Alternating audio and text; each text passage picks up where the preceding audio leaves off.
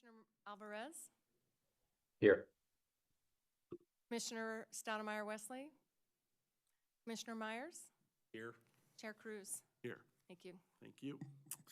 All right, I have a short notice to read. So, as required by state law, Prosper Portland has provided an opportunity for the public to access and attend this meeting in person. There's also a YouTube live stream video of the meeting, and the public has the opportunity to arrange in advance to provide virtual testimony. At this time, the public may provide written testimony to the commission by emailing prospercommissioners@prosperportland.us. Again, prospercommissioners@prosperportland.us. All right, first item, commissioner reports. Does anybody have anything they'd like to report this month? Nope. I attended the NAMAC holiday celebration on December 7th and the Short Stack Mississippi groundbreaking on December 8th, and also the Oregon Business Plan Leadership Summit this past Monday. Great, thank you. I also attended the NAMAC event as well, and then I also attended an event hosted by POET, the Pacific Offshore Energy Trust, in partnership with Maritime Blue. It was around supply chain optimization, and Catherine Kerniak from Prosper was also there. So really enjoyed hearing about opportunities for economic development tied to clean energy in the region. Great, thank you. Myers? Yeah, I also attended the Oregon Business Plan Summit on Monday, and it was a well-attended event, and there was a lot of very good information that's relative to today's conversations. Great, thank you so much. Okay, next item is the Executive Director Report with Kimberly Branham. Thank you, and good afternoon, Chair Cruz and Commissioners. It's great to be with you all for the last commission meeting of 2023. We have a really full agenda today, so I'm just going to go through some of the highlights of a few recent milestones and upcoming events. So I joined Commissioner Slick and representatives from the state and Metro and various nonprofit organizations for the Short Stack Housing Development groundbreaking event on December 8th.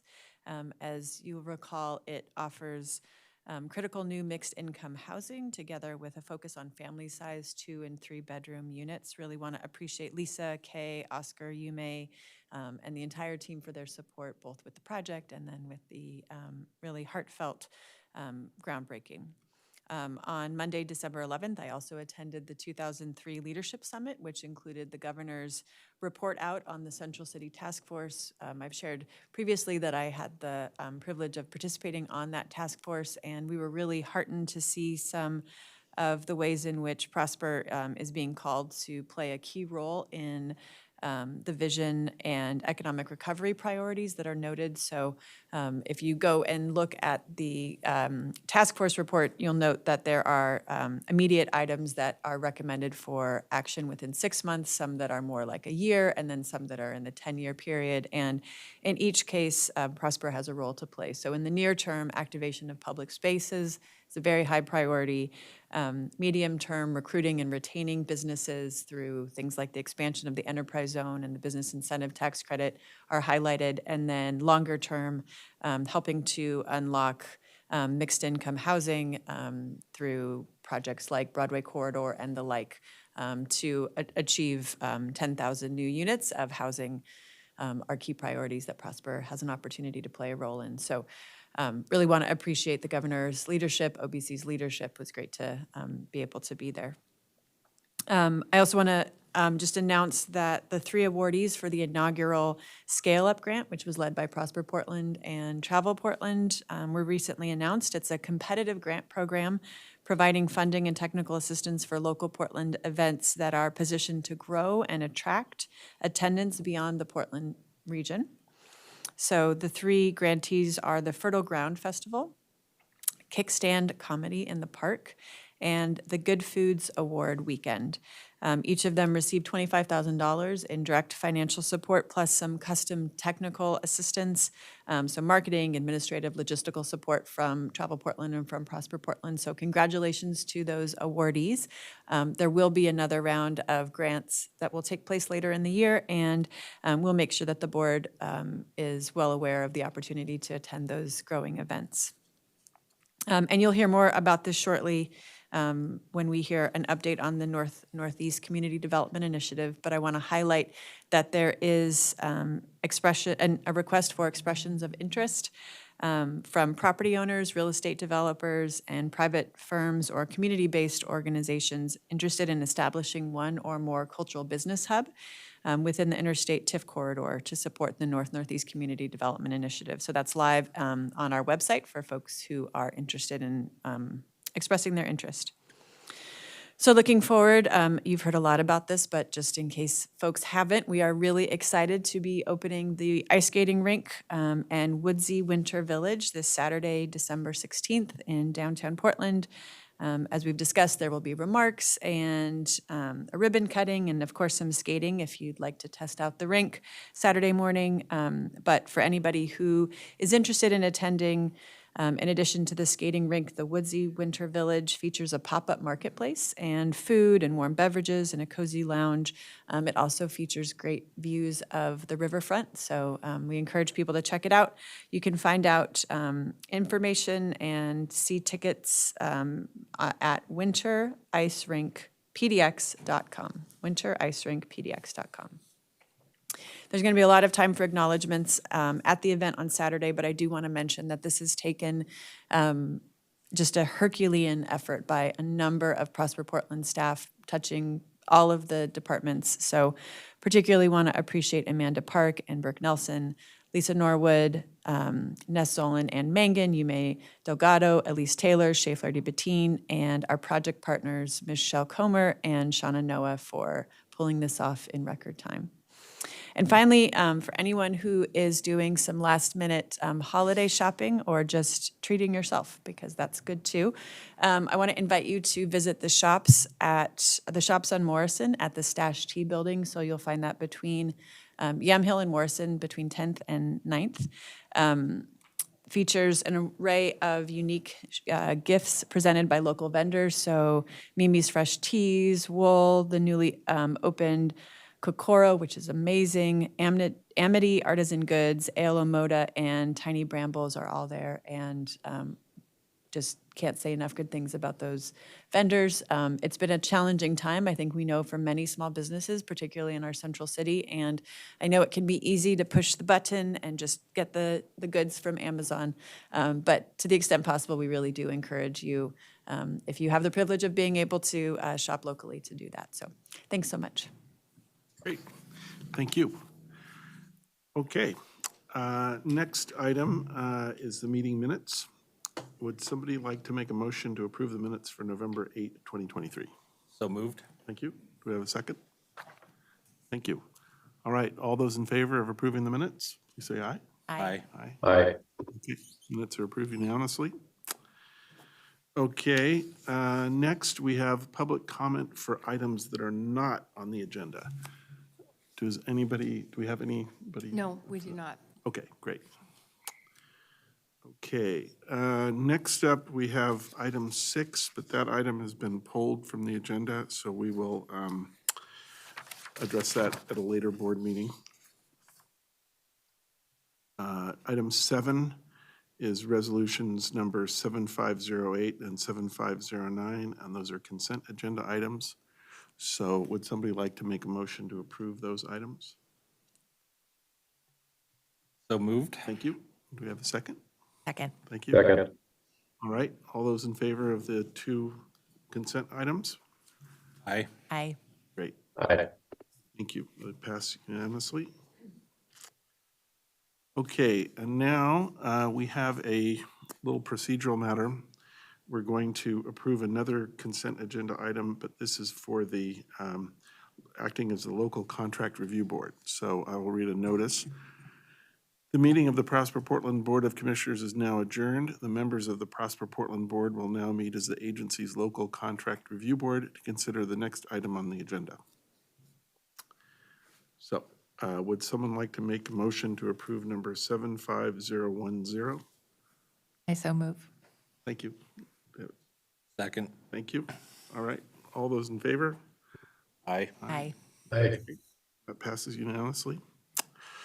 The meeting of the Commissioners Commission's Local Contract Review Board is now adjourned.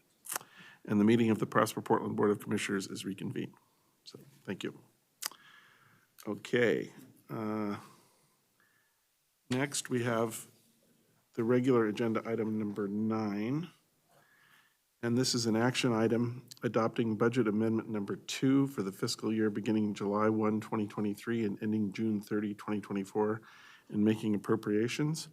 And Tony Barnes will present on that. Welcome, Tony.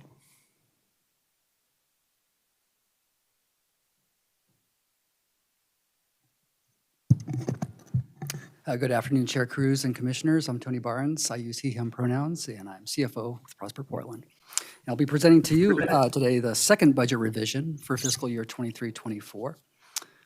And the purpose of this is to do a comprehensive and technical true-up of the budget since the last adopted budget was in place in June, and also the first budget revision, which focused on specific adjustments in the general fund and strategic investment fund. This is a more comprehensive adjustment that trues up beginning fund balances and adjust projects and program expenditures across all funding sources for Prosper Portland. Okay.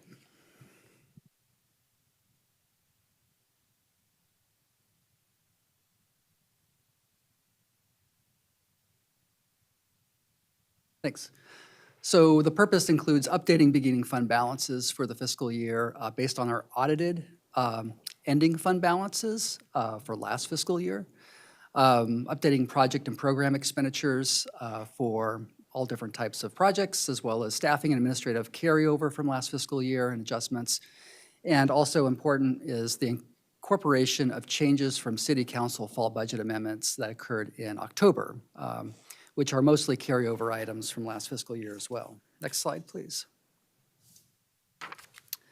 So as a review and recap of the purpose and structure, the appropriation categories in the budget include administration, economic development, infrastructure, housing, property development. That includes the various categories, including business advancement, community active, business lending for economic development, and commercial lending and property redevelopment grants for property redevelopment. So the appropriations established in Exhibit A of the resolution, fund by fund, roll up to these different categories, which incorporate projects and programs for all changes. Next slide, please. And to review the process, where we are in the budget process this year, the budget was adopted in June. We had the first budget amendment for the Strategic Investment Fund in September. Here in December, we're looking at proposed changes to the second budget revision. That's a comprehensive budget adjustment. In January through March, we'll continue to monitor the budget, but also develop the 24-25 budget. So it's important at this stage, with the update of resources in the current year budget, beginning fund balances, that'll inform what's available to program in the 24-25 budget. And finally, council will take action to approve the budget, and the budget will be back before you, next year's budget in June, which incorporates all those other changes. Next slide, please. So this is a quick recap of where we are, some high-level expenditures and activity for the current fiscal year through the end of November. For total personnel and administrative expenditures, about 39% of the budget has been spent. That's on track. It's at a higher spend rate than in prior years because we're operating at almost full positions. All the positions are almost filled. And the normal trend at this stage would be 41%. So we're pretty close to trend. There's been about $22 million in TIF district expenditures. That includes ongoing pre-development at the post office site, action plan investments in different TIF districts between lending and grant activities. And there's about $6 million in non-TIF expenditures that have occurred so far. That includes general fund, American Rescue Plan funding, and cannabis and strategic investment fund investments. There's been about 182 grants approved this fiscal year.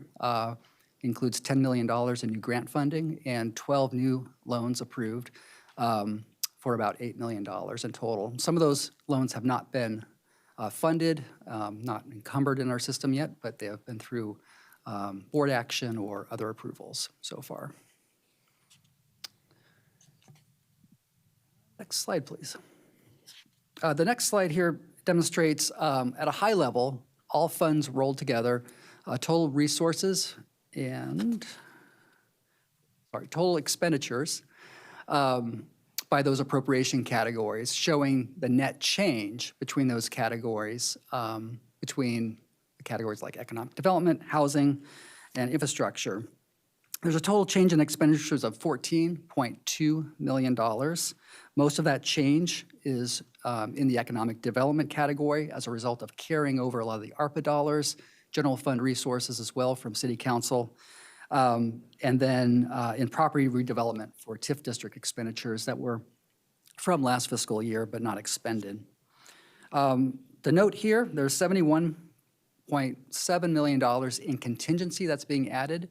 That's the difference between the ending balance that was projected and what the actual ending balance from last fiscal year.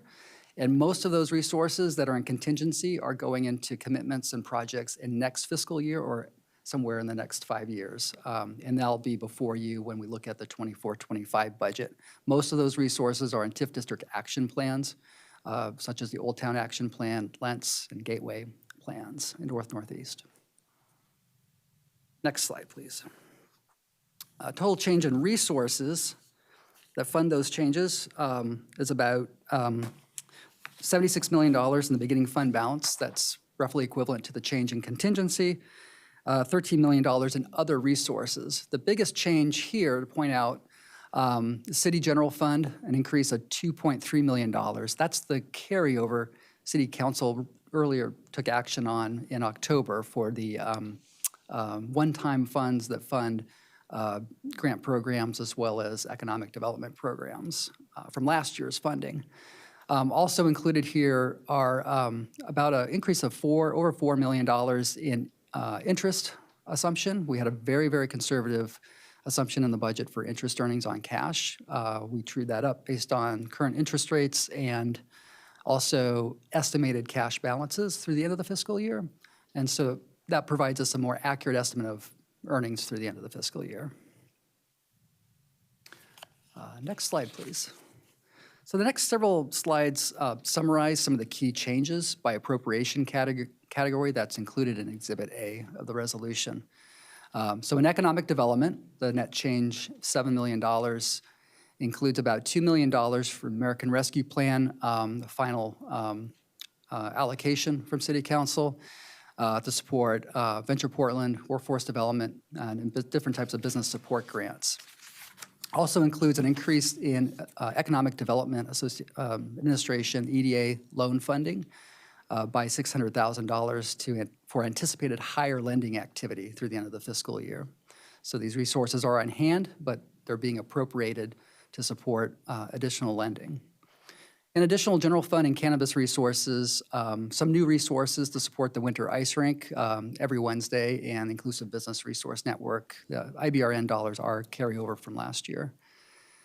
And finally in this category, tenant improvement business loans, about $1.6 billion, also from last fiscal year being included in the current fiscal year. They might not all spend this fiscal year, but will be available and could roll over to next year as well. Next slide, please. Housing, this is an increase of the housing set aside from last year's remaining dollars of $1.8 million. That'll go towards the Portland Housing Bureau for ongoing projects. In infrastructure, about $2.4 million. Most of this is for Greenway improvements and 4th Avenue improvements in partnership with PBOT, as well as potential improvements in the Central East Side that aren't fully committed yet. And next slide, please. The property redevelopment category includes action plan carryover in Lentz and Gateway and North-Northeast to support lending and prosperity investment program and community livability grants. Many of these grants have been committed in the prior year. This provides appropriation to fund those grants and in some cases create new grants with that capacity. No major change in action plan changes here, just mainly truing up the available budget for the current fiscal year. It does include additional carryover for the USPS site for ongoing pre-development, commercial, ground floor commercial build-out at the Nick Fish. One of the changes going the other way is there was an allotment of $14 million in North Macadam for potential property acquisition development. That'll be moved to future fiscal years. So it's kind of an offset to some of the increases. There's also a reserve of about $2.7 million in the Convention Center, TIF district, for in a convention center, a reservation that will support potential operations or improvements to that site. Next slide, please. The last slide here illustrates administration. There's an increase requested of $900,000. That breaks down to about $500,000 for personnel and $400,000 for other administrative services. These are all funded by prior year savings.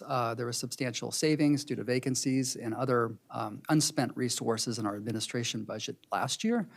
The administration change for personnel is specifically for related to carryover of the collective bargaining amendment that was being implemented this year for staff, as well as administrative services. The $400,000 are savings from last year to support higher insurance costs, as well as fund additional HR capacity, as well as some additional training dollars for staff that was unspent last year.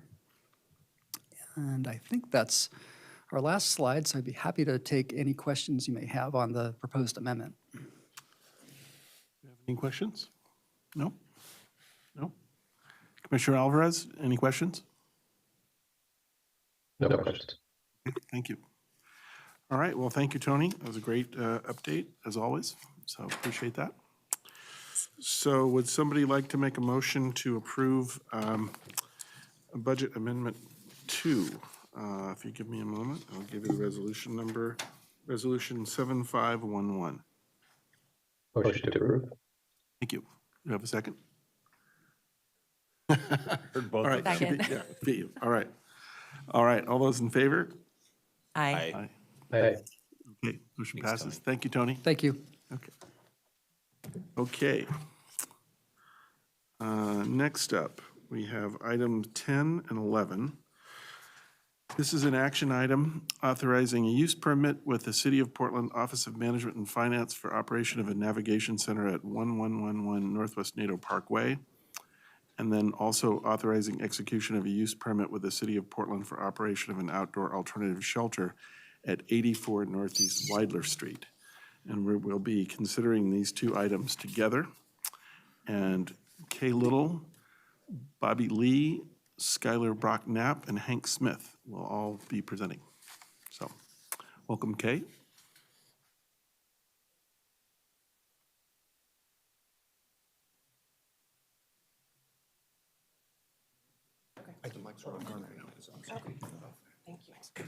Good afternoon, Chair Cruz, Commissioners, and Executive Director Branham. My name is Kay Little, and I'm the Asset and Investment Manager here at Prosper Portland. I'm here today to ask the board to authorize the execution of two use permits with the City of Portland Office of Management and Finance. One is for the extended temporary operation of the Navigation Center located at 1111 Northwest Nadeau Parkway in the River District, TIF District. The other is for an extended temporary operation of an outdoor alternative shelter site that is located at 84 Northeast Weidler Street in the Oregon Convention Center, TIF District. Next slide, please.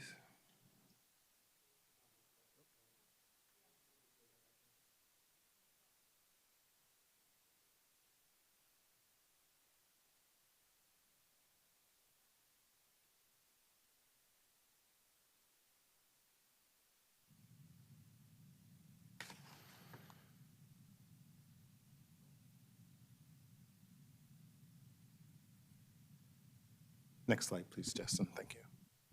So we'll start the Navigation Center first. As you see in the map, that's where the property is located there on Nato Parkway. Prosper Portland acquired this property in 1987 as a part of the broader Union Station acquisition.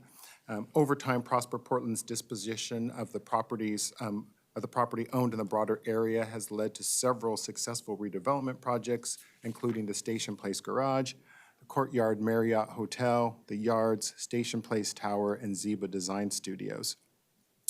In June 2018, Prosper Portland kicked off development planning activities for the Broadway Corridor project, including a master plan for the United States Post Office property. The master plan was approved by the Portland Design Commission in August of 2020. Also, though, in early 2018, Oregon Harbor of Hope contacted the office of Mayor Ted Wheeler, indicating their interest in locating the Navigation Center on the property. So at that time, Prosper Portland and the Office of Management and Finance, or OMF, executed a master lease agreement on February 4th, 2019, with an initial term of 2 years, with 3 one-year options to extend for a maximum 5-year term. OMF then subleased the property to Oregon Harbor of Hope for the construction and operation with their partner transition project of the Navigation Center. So this master lease and the sublease will terminate on December 31st of this year. The mayor's office has requested that Prosper Portland will allow OMF to use the property to operate or contract for operation of the Navigation Center directly. The term of this proposed use permit will commence on January 1st, 2024, and will expire on August 31st, 2028, unless it's terminated early.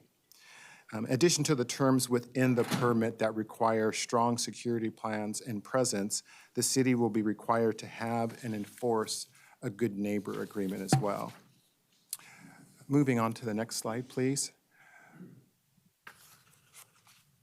Here you see the location of the shelter site on Northeast Weidler. Prosper Portland acquired this site, also known as the B&K lot, as an improved surface lot in 2002 to develop low-income rental housing in the Oregon Convention Center TIF district, as well as the construction of homeownership units for moderate-income households. The lot was leased by the Crowne Plaza Hotel for overflow parking from June 2004 to June 2005, and since July 2005, the lot has been vacant. The Oregon Department of Transportation has requested use of the property for staging along with temporary and permanent easements as part of the I-5 Rose Quarter project, but this use isn't anticipated until June 30th of 2027.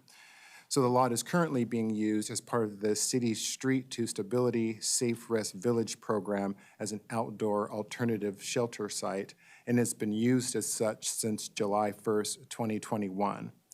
So OMF has requested to continue to use the lot for the shelter site until June 30th, 2027. And so we are here at the board asking for the approval to authorize a permit for that period of time.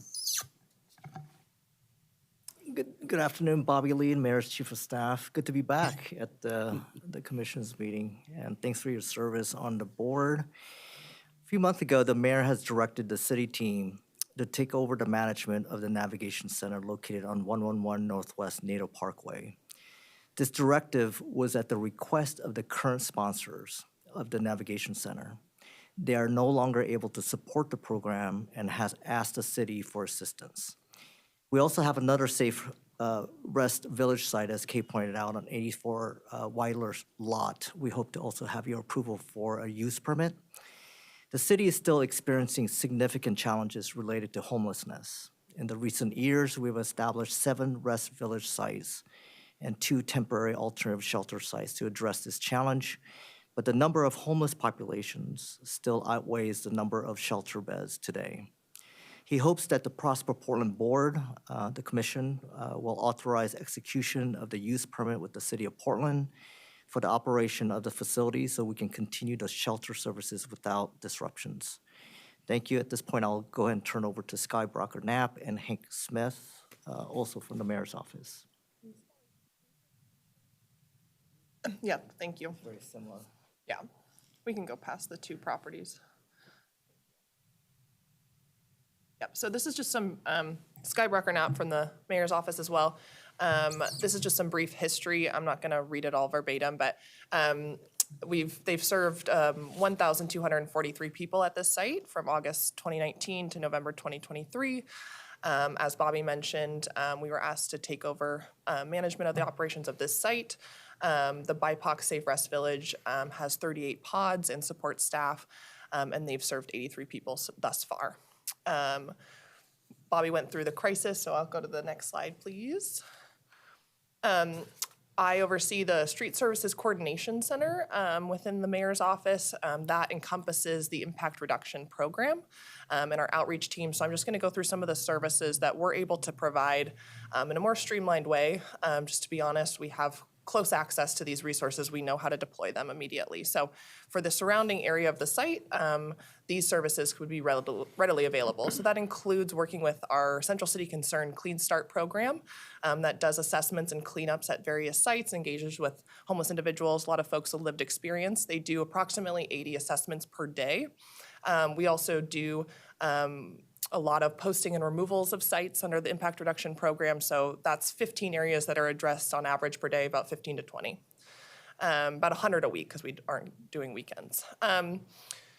We've also recently created a city outreach team. So we have our outreach director, Kim James, who has worked for Cascadia Behavioral Health in the past. She's got 30 years of outreach experience. She has a team. It's the first ever city employee-led team. We also coordinate with a lot of other outreach teams through different nonprofits, namely Central City Concern, the Mental Health and Addiction Association of Oregon, and Transition Projects through their navigation outreach team. We also just hired a humanitarian operations director to oversee all of our city shelter operations, so it's not run out of the mayor's office. We're very excited about that. And she has 25 years of experience. Brandy Westerman's here. 25 years of experience with Mercy Corps and doing refugee work around the world. We also, I just want to mention, partner really closely with Downtown Clean and Safe. We are talking to them right now about extending their service area to encompass the area around this site, which they haven't previously done, but they're very excited about that potential expansion, and we think that would also help with the surrounding area. Transition Projects is currently the provider on site, at least through the end of this next fiscal year. They're already contracted through the joint office. However, they are not overseeing the surrounding area. And cleanup of trash. They don't do encampment removals, those kinds of things. They don't engage in outreach in the surrounding area. That's why we have these additional services, and so we can lay that out for you. We're happy to answer questions about it as well, but it is a really enhanced service process that we're engaging in under the SSCC. Thanks, I'll pass it to Hank. Great, thanks, Sky. Hank Smith, Policy Advisor to Mayor Ted Wheeler. I wanted to discuss on the next slide a little bit of community engagement and notification. So a couple months ago, after the mayor made the decision about the intent to continue operating the site, we reached out to the Pearl District Neighborhood Association leadership, Neighbors West Northwest, and some N4 Safe volunteers via email to notify of the intent, the mayor's intent. And I've had some continued phone and in-person conversations with individuals from some of those groups. An in-person meeting was held by the DEQ on December 6th to discuss the site and remediation efforts around that. Some of the mayor's staff, Sky, was there and was able to present on the mayor's vision and intent for the property. We have a December 19th community information meeting planned that will be at the Portland building at 6 p.m. 12,000 mailers were sent out to residents of Old Town and Pearl District. They hit the carrier routes on Monday, so they should have arrived or be arriving shortly. GNA is a big, important aspect to this. There is a current GNA for the site with Oregon Harbor of Hope as a signatory. In that GNA, it states that if there's any change in operator or funder, it would trigger a revision or another look at the GNA. The GNA has a good structure of a community advisory group that we would like to leverage for that revision of the GNA and to be able to initiate a discussion about how to approach that GNA. Maybe it needs to be updated, maybe it needs an entire rewrite. We have a good example of a recent GNA process from the Clinton Triangle Temporary Alternative Shelter site, where we think we have some lessons learned that we can apply to GNA process here. Uniquely, for a lot of these sites, the mayor's office is stepping into this arena. And then because the mayor does oversee a lot of city functions and bureaus, we have unique ability to address aspects such as response times to issues in the neighborhood. We can build into GNAs a contact and escalation procedure that runs through the mayor's office. And then at the first site, we have developed a structure to share community agreed upon livability metrics or community impact metrics. So how is the site, what is going on, how is it impacting things like the amount of trash, unsanctioned camping, criminal activity in the neighborhood, even property values. And so that's a part of our community advisory group at the first site. That's something we'd be interested in applying here. The next steps would be to have our information session and then identify the current signatories of the GNA and additional folks who might want to be involved and carry on that discussion.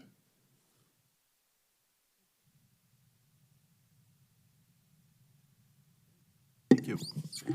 All right. I think, so maybe what we'll do is check and see if there's any testimony first. And then if you don't mind, we would ask you folks to come back and then we'll respond. So, Justin, do we have any invited testimony? No invited testimony. Okay, thank you. And then we have a number of people who are here, also a few people on Zoom, and then we have a video of someone as well. So I have 4 cards for people here. And if you would like to join us at the podium, that would be great. I have Joan Neese with, and I hope, forgive me if I got your name wrong, with N for Safe and the Northwest Neighborhood Association. I have Kirk Vanderschill with N for Safe and the Northwest Neighborhood Association. Alberto Sanabella and Glenn Schrager.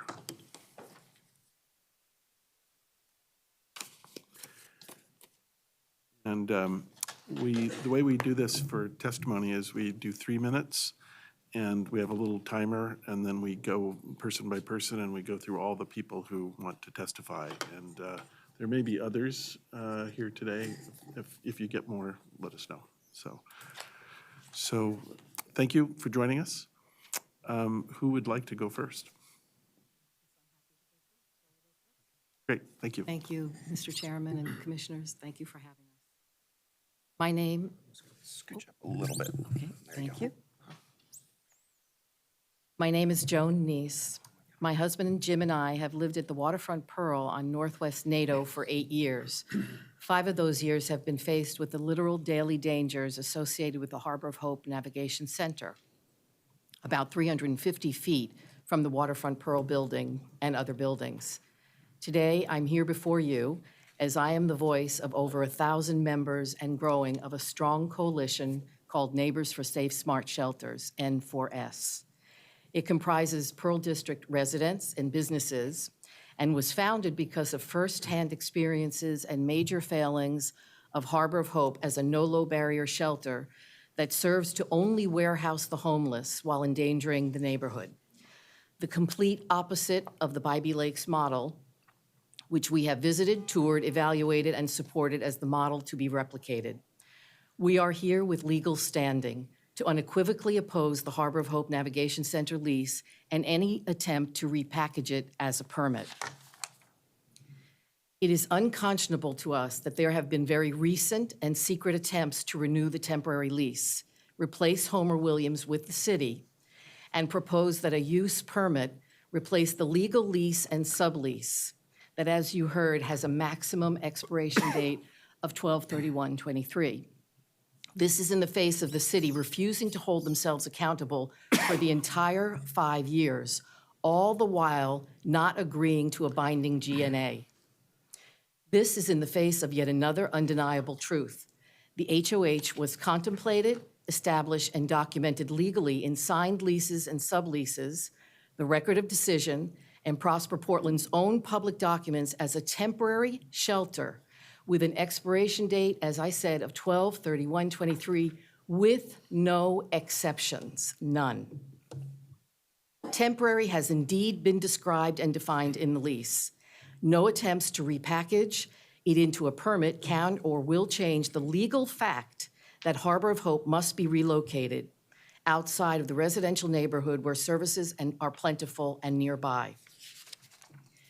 The specific safety and security violations for the 5 years have been documented and submitted to the mayor, commissioner, Homer Williams, Transition Projects, all signatories on the GNA. And our group, N4S, has presented the facts and testimonials to the mayor and council members at a city council meeting in 2022. The photos of bloodied and battered faces of 2 neighbors who were severely attacked do not disappear from our minds, nor do the real and ongoing fears and dangers associated with HOH, the cause of the neighborhood ruination. My own husband has been attacked by a person holding a knife while walking our dog. The Northwest NATO high-density neighborhood must not become an ongoing and growing repository for the chaos created and then summarily ignored, left to the neighbors to bear. N4S calls on this body, Prosper Portland, and OMF to morally and legally do the right thing and abide all the laws. You must not renew the lease in any way, shape, or form. Please relocate the Harbor of Hope shelter to another city-owned, fully remediated property outside of the high residential neighborhood with better services. This is the least the city can do in support of the homeless residents at Harbor of Hope.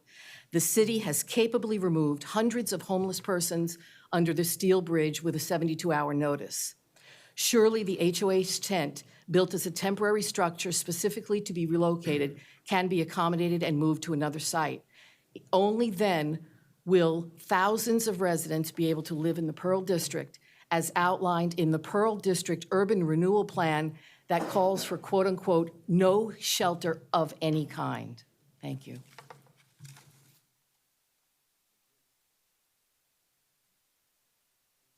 Go ahead. Chairman and Commissioners, my name is Alberto Santabaya. I was one of the biggest fans of Portland and especially the riverfront Pearl area, so much so that I made my home there and was very happy. That is, until the Harbor of Hope Navigation Center came on the scene. I attended the initial discussions at the Armory. While I did not like the idea of the location of the center, I was swayed by what I heard at the meetings and the promises about the careful planning, the proposed GNA Good Neighbor Agreement, the 1,000-foot GNA area, and the strong statement that the facility was by referral only and that there would be no outside camping. I was so impressed, I even thought I might volunteer at the facility. Fast forward, and the reality could not have been more different. As soon as the building broke ground, even before the structure went up, campers started coming, not to the area in general, but specifically hugging the Navigation Center and the lots directly north and south. Once the structure came up, the area was rarely clear. Campers would constantly be under the Broadway Bridge and on the sidewalk near the center, often directly in front of the center. On multiple occasions, there were tents using the center's fence for support. During the worst times, the area was filled with tents. For months last year, one of the many tents was about as close to the north corner of the center as it could get and was commonly known to be a bike shop. That ended when the propane tank inside the fence, inside the tent blew, took the tent and took out a car next to the tank. The car was directly in front of the Harbor of Hope. It was literally next to their driveway. Less than 3 months after that fire, another tent was less than 100 feet away, abutting a fire hydrant, and then grew to encompass a fire hydrant so it could not be seen by firemen. On at least 2 occasions, I have seen a person in a wheelchair have to walk out into the street, NATO, not a quiet side street, to be able to cross because they could not get by on the sidewalks in front of the Navigation Center. I could go on with incidents like this, but that's not really what this meeting is about. This meeting is about the Navigation Center and the proposed renewal. So I will just point out that those individual incidents are not important. What's important to discuss here is how the center totally ignored what it was causing to the neighborhood and total ignorance of the GNA. Not only did not take an active role in keeping the area clear, they did not even consider it their jobs to report violations. In the 5 years, by the way, I lived in Waterfront Pearl, same as a lot of people here. In the 5 years the center has existed, I have noticed only 4 individual separate weeks when the streets in the 1,000-foot area were clear, and 1 single 2.5-week period where it was clear. Even these hollow successes came because of hard work from the impacted neighborhood residents. The center did not raise a finger to keep the area clear. At one point, there were multiple tents around the center. My partner called to ask if they were reporting the tents. The response for the Harbor of Hope was to hang up on him 3 individual times and to ask if he was attacked, because you have to be attacked, I guess, to be able to ask if the Harbor of Hope is keeping their GNA. To be honest, the situation was so bad that I finally gave up and I sold my unit for $50,000 less than I had bought it. And I'm so happy about that decision because I no longer have to go out for a walk and see the ugly green Quonset hut destroying the neighborhood. The past 3 months have been eye-opening. All of a sudden, when the Harbor of Hope is up for renewal, then the streets can be clear for the first time in 5 years. And so I think that's obviously dishonest representation of what's in the future. I want to point out, when you mentioned the strength of the GNA, I spoke at the Montevilla Town Hall at their request because they were getting an SRV and they wanted to understand. I used the Harbor of Hope's GNA as an example of absolutely worthless paper. And I told them what our experience is. Remember that I am no longer that backyard is no my, but I still tell you that the Riverfront Drive is an important resource of Portland. So I ask you, please, not to treat it as you have done so far. Allow the lease to expire and to finally, this one promise, keep. None of the other promises have been kept. And give the neighborhood an opportunity to try to heal itself. It is still a wonderful resource of Portland. Thank you. Thank you. So we do have a timer, so you'll hear. Okay, great, thank you. Sorry about that. Appreciate, no, it's okay. Appreciate your comments. Thank you. Okay, who would like to go next? My name is Kirk Vandershell. Good afternoon, Prosper Portland Commissioners and Ms. Brannon. On behalf of 1,000 Neighbors for Safe Smart Shelters, N4S volunteers have submitted over 100 objection letters to any state or local government actions and that permit 10 years of facility operations or any lease extension or similar approval for the above captioned facility. Today, we have submitted another set of opposition letters to be recorded. The original application, background, and legal documents illustrate unequivocally how Harbor of Hope leadership convinced DEQ, the city, and the community that the facility was to be temporary. It is therefore incumbent on the Prosper Portland Board of Commissioners follow a hard termination date of 12/31/2023 with no exceptions. We ask you to commence a relocation of the OHOH facility that was intentionally built as a large tent to be disassembled upon the expiration date.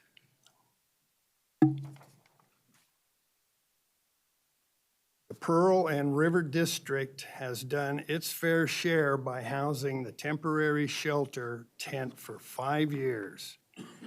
If the city has determined the facility's operation is still needed, now is the time to uphold all agreed upon contracts and public statements, to relocate it and provide long-needed improvements to the facility's operation, including removing spillover encampments. OH facility was never contemplated or approved as a facility that would last more than 5 years. Clearly defined in all legal and public documentation as the outside termination date with no exceptions. Therefore, N4 Safe stands firmly opposed to another 5 years when there have been and are better alternatives. Changing locations would not be putting any homeless out on the street. It would, in fact, be transferring them to a better, safer site under vastly improved conditions. Respectfully submitted by the volunteers at Neighbors for Safe Smart Shelters. Thank you. Thank you. Okay, my name is Glenn Traeger. I'm a member of the Pearl District Neighborhood Association Planning and Transportation Committee. I'm also a member of the Pearl District Livability Committee. I'm on the Board of Directors for the Pearl District Neighborhood Association. Also on the Board of Directors of Neighbors West Northwest, which is a coalition of 10 neighborhoods in Northwest Portland. The comments that I'm saying today are solely my own, don't reflect any of the organizations that I belong to. I didn't intend to have a testimony today, but since I was here a little bit early, I wrote down some notes that I think, well, at least I want to get it off of my chest, I guess. I looked in the on my cell phone and I looked up the Pearl River District, the Pearl Neighborhood Association in the River District. And as you probably all know, this was an urban renewal area. And there's just two sentences that just came to me. It said 20 years ago, the Pearl District was a derelict, underused railroad yard and warehouse area. Today, it's an internationally recognized success story. Well, yeah, maybe 3-4 years ago, but there's an update to that. And the update is, first, people are afraid to walk the streets at night in the Pearl District. It's essentially a ghost town. I spent last year trying to get neighborhood walks to get people back on the streets so we can have more activity. It depends on who you talk to, but if you're a female, women are sorely afraid to walk the streets in the Pearl at night. We have over 100 plus vacant storefronts in the Pearl District right now. Usually we might have somebody that comes in, but then somebody leaves. We're going to be losing REI, I guess, next year, which is a major anchor within the Pearl. And depending on where you are, we have a corridor of office buildings along I-405. They're essentially just a ghost town right now.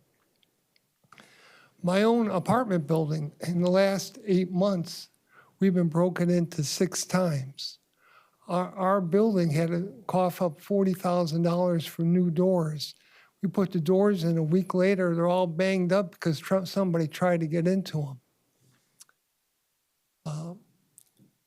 We have, in order to give security to the people that live in the Pearl District, we created, not the Neighborhood Association, but a group of us created a conservancy that hired security guards to go to the buildings and also to do outreach to help the homeless people that are on the street.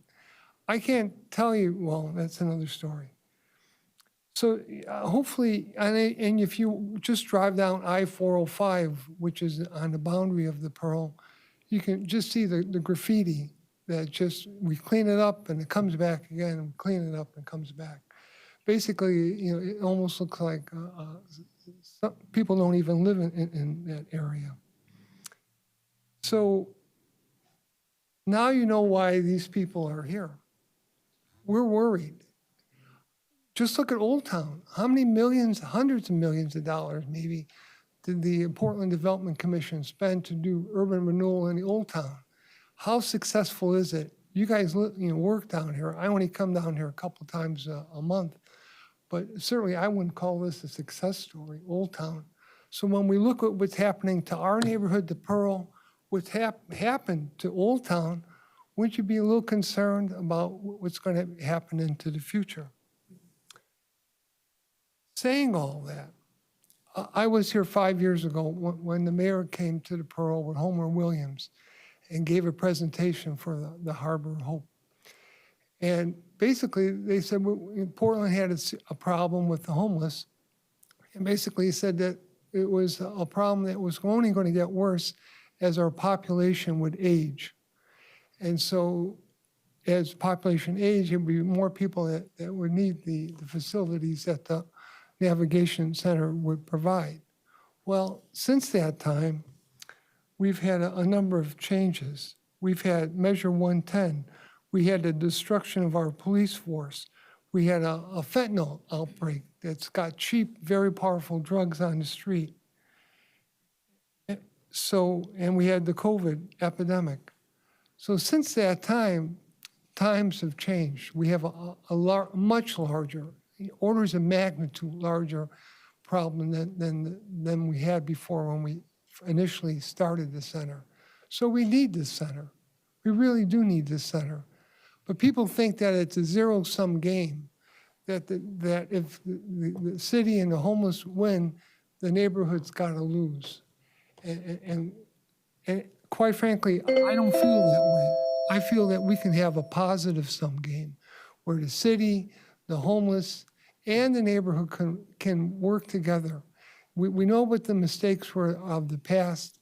Maybe if we all work together, we can develop a neighbor agreements, or I don't want to say good neighbor agreements because that's got a bad name, but something to allow us to get together, renew our trust that we had at one time, but we need to develop that again between the neighborhood and the city and the Navigation Center. So I believe we need it, but we really have to work hard together so we can make this a positive-sum game for everybody and throw away that zero-sum game attitude that people have. I hope I'm not too All right, thank you, sir. Thanks to all of you for your testimony. We appreciate it very much. I really hate to interrupt folks, so I tend to be very easygoing on the timer, but I'm sworn to try to keep things to 3 minutes if I can, so we can get everybody in today. So next up, we have two people by Zoom, Ross Day and Michael Galizio. I don't know who might like to go first. You folks on Zoom? Hello. Yes, I'm here. I'm happy to go. Oh, great. Okay, thank you. Start my video. Here I am. Thank you, Mr. Commissioner and members of the commission. I sent a letter to Prosper Portland yesterday regarding 752. This land use and Sir, we're having a little trouble hearing you. is that a little better? Yeah. Okay. This is a land use decision that is governed by Oregon's land use statutes. And so I think you need to step back and follow the process outlined. Come back in January to consider it. But let's set that aside. If you approve this, we're going to appeal. And I should say, at the outset, I represent N4S and East and Mr. Galizio. But we're going to appeal this, and I think we'll be very successful, and we're going to be right back. But let's set that aside. I heard the comments from the city of Portland folks, and it's almost like we're talking about two different circumstances. because the city of Portland has known, and Mayor Wheeler, because I've written letters and my clients have gone and spoke with these people and said, look at all the stuff that's happening at the Harbor of Hope. And they've done absolutely nothing. Exhibit A to my letter to Prosper Portland, beginning on page 14, has pictures of people who were assaulted from, the clients of the Harbor of Hope. Footnotes have dozens of examples of injuries and property damage done by clients or clientele of Harbor of Hope, and the city did absolutely nothing. The Prosper Portland owns this property. They own it. You're a property owner. You are subject to the same rules and regulations as any other property owner. If you have a nuisance on your property, if you have invitees or permittees on your property who go out and you know about it, and they cause damage, you're liable. You have a duty as commissioners, as trustees, to make sure that the city of Portland, or whoever it is that's using this piece of property, as long as you own it, isn't causing harm to others. And I can't believe that anybody would trust the word of the city of Portland on that matter, on that issue, because they, at least with respect to my clients in the surrounding community, that they have no interest whatsoever protecting the community. They just want to warehouse and get the homeless out of everyone's view. I hope you take a really hard, long look at this before you decide to take on this known nuisance and liability. Thank you. Thank you for your testimony. Okay, is Mr. Galizio? I am here. Great, thank you. Thank you for the time. We appreciate it. I'm a member of Neighbors for Safe, Smart Shelters. And we appreciate the opportunity to present our views today. Generally, our concerns revolve around three areas. One is no proper notice or public consultation. Two is consistent and constant broken promises by Prosper Portland, Harbor of Hope, and most egregiously, the City of Portland and the Mayor's office. And the third item is no authority or legal basis for the Board of Commissioners to approve or extend the use of this public property for a homeless facility. If you look at the facts and look at what the promise was, promised by Prosper Portland, it was made clear all the way back to a memo of July 18, 2018 by Kimberly Branham. Quote, while services provided by the Navigation Center do not directly meet Prosper Portland 2015 on beyond strategic goals. Right off the bat, the Navigation Center was not a part of the strategic plan or the goals. Two, for a maximum of a 5-year lease term. This maximum lease term is critical to not impacting the broader community and agency goals of redevelopment for the Broadway corridor area. Promise, 5 years. For up to 5 years only, after which the Broadway Bridge site will again be available to Prosper Portland to accommodate future and permanent development. The navigation is promised as a temporary shelter. So let me just veer off for a second from my statement that I've submitted and just say a couple of other things about this process. The process as it stands now is designed to skirt the law.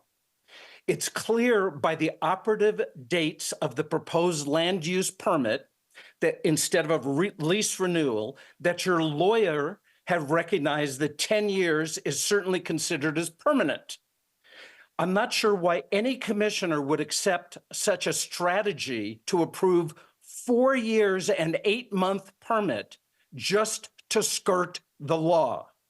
If you really cared about what the community, the neighbors, the homeowners, business owners wanted or thought, the process would have begun months ago. We've been in contact with Prosper Portland for over 4 months now, waiting for responses to know how you and your staff would proceed. Starting 4 months ago would allow for proper notification, proper consultation, input, as well as a collaborative system to find a way forward. Now what's happening is you're trying to jam a decision down the throats of your neighbors, my neighbors, the community, who've been warning you about problems, safety, health, and legal issues surrounding this lease renewal. I would really hope you would take a look at this, take a look at what you heard today, and really consider what's going on here in terms of trying to skirt the law and skirt a way around a lease renewal. And not on my time, I do have just a basic process question. When did the agenda change to include the Weidler lot in this one item?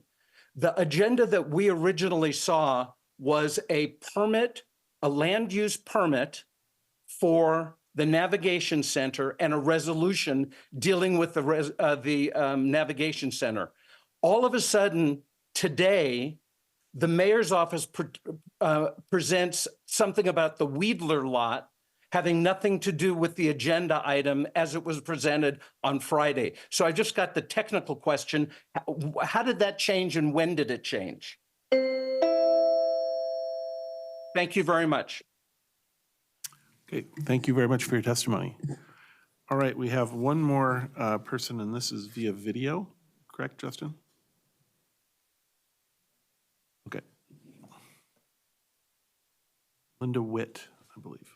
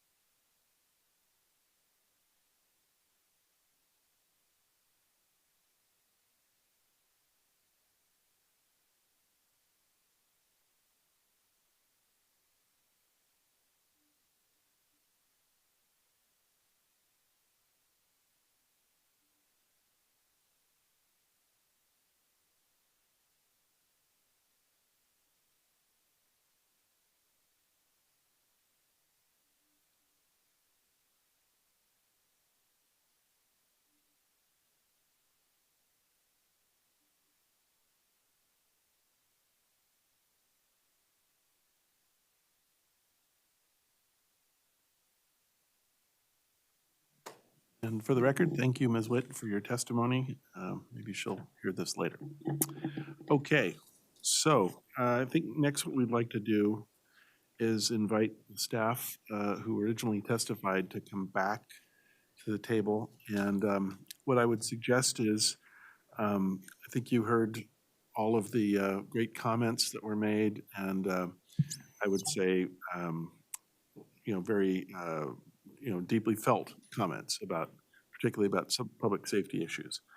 So maybe if you'd like to just respond as you'd like, and then what we'll do is we'll go to the commissioners for additional questions and comments. You bet.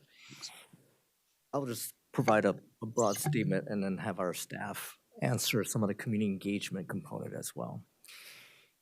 No question that this issue around the population growth of the homeless population has been extremely challenging, and it's extremely also complex at the same time. All levels of government have been tackling this issue, especially with the pandemic. And as everyone knows, county is really the designated government that's assigned to address homelessness and public health in general. But because of the explosion of this problem, the city is now also intervening in this issue and creating these outdoor shelters because one government was simply overwhelmed by the complexity and the size of the problem. So traditionally, this is a county issue. We're getting involved because we need to somehow find ways to stabilize the population as we get housing and other services intact. No question that every community, every neighborhood that we've been working with have shared lots of concerns and have expressed, opposition to siting these outdoor shelter sites. But at the same time, the public is also asking for a solution. We just simply cannot have 6,000 camps spread throughout the city. And when we say camps, we're talking about 3 tents per, and there's 6,000 of them that we've counted. Many of them are camped out in high crash corridors. In fact, 70% of deaths due to high crash corridor are homeless population camped out on high crash corridors. So highways, Powell Boulevard, these streets that are covered with, sometimes with tents, are leading to explosion of people dying because of where they're located and camped. Gun violence, trash, all those issues are tied to this issue of having 6,000 tents on the ground. They're all interrelated. So the mayor's vision is as a county is lifting their more permanent solutions, if you will, on behavioral health and housing. The mayor's vision was to create stabilization areas. So we can stabilize the population, decrease the gun violence, decrease high crash corridors and those events, and to also help them access more permanent solutions to their problems. Is it a perfect solution? Probably not. But with 6,000 camps across the city, 146 miles square, in this dense urban environment, we needed to identify ways to stabilize the population in a more scaled manner. Also, over time, we have really evolved in the way we address this issue. We've learned a lot. And now we have specialty teams that engages with the neighborhoods, that we hire people who specialize in this kind of discipline. So we have Hank here who has done this work around the world. We also have other professional staff that we've gotten on board to help navigate the engagement between neighborhoods and these outdoor shelter sites. And the good news is that we have learned a lot. And so if you look at some of our other sites, community engagement has been much stronger, and the neighborhood has been very supportive at other sites. We're hoping to transfer that knowledge into this specific site. And we believe that we can make measurable and progress in that front. So with that, I'll turn it over to Sky or Hank if you want to dive into the community engagement side. Thanks, Bobby. I can just speak briefly to some of the services. I know I outlined some of the services in the surrounding area. I think one thing to note is that to Bobby's point, we are also bringing services on site that haven't ever been on site at these shelters before. So one example is our Southeast Portland temporary alternative shelter site. We have a first of its kind partnership with the coordinated care organization, Care Oregon, Health Share of Oregon, and we're bringing physical, mental, and behavioral health care on site to those individuals. A lot of these folks have not gotten those services on site before, and so we're really making a point to ensure that folks are having their needs met. So folks had mentioned, I know some individuals in wheelchairs. There's definitely an older population at this site and also at some of our other sites. We're making it intentional to work with Central City Concern and Health Share and Care Oregon to bring mobile medical units. They're actually doing a first of its kind mobile prescription with in a partnership with the Oregon Health Authority. So we're really being intentional about what services we're bringing to the surrounding area and the community from the lessons learned that Bobby mentioned and a lot of what folks mentioned today, and also services on site. So folks have wraparound services and access to case management and access to navigation to housing. So they're not just staying there, not being warehoused, as Ross mentioned, and actually have access to a more permanent situation and those services that are desperately needed. So I just wanted to make that clear as well. I don't know if you wanted to say anything about it. Yeah, I'd like to say thank you to the folks who shared their experience, history of the site. I joined the staff 10 months ago or so. I live not far away across the bridge. I ride across the Broadway Bridge every day, but you don't know until you hear the stories, right? And I think that's an important part of any engagement process. And these stories are unfortunately stories I hear echoed across the city because we are in what's obviously a crisis moment. We all realize it, and there's lots of data this way or that way, but when one person has an experience where they're attacked, they're bloodied, right, that's gonna stick with you. There's no data that you need to show that. And so I do wanna, I think all of that experience is 100% valid and has to be a part of the conversation. It doesn't mean that we end up with just a new GNA that only the elected politicians feel good about, right? If we're gonna do GNA or something else, we could call it anything else, a commitment of sorts.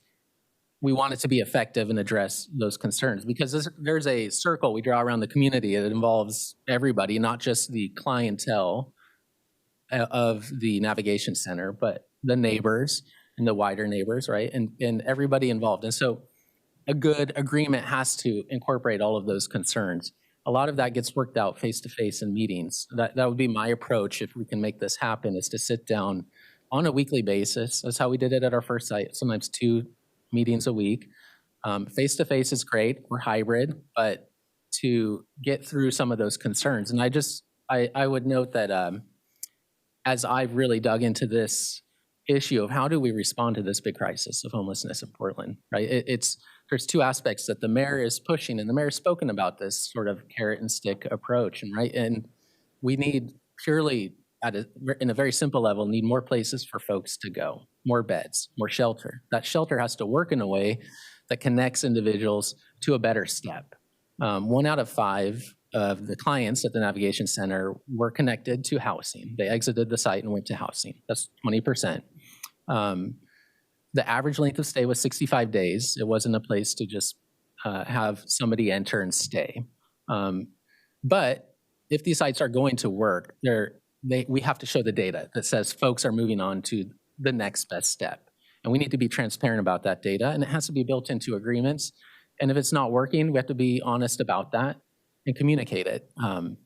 So, I mean, I'll leave it there, but I think if we're going to have a commitment to the neighbors that works, it has to be built on the foundation of that experience. We have to listen. It doesn't mean that everything that the mayor decides or that I communicate is something that folks want to hear or would agree with, but it will be honest, and they will have a place to communicate feedback that is open ears and won't be judgmental or trying to tell them it's not legitimate. That's what we want to commit to. That's the only way I see these things working. And so hopefully we can get there to make this site successful for that broad community that I spoke of. Okay, thank you for those comments. So why don't we go to the commissioners then? We all probably have questions and comments. So would either of you like to go first?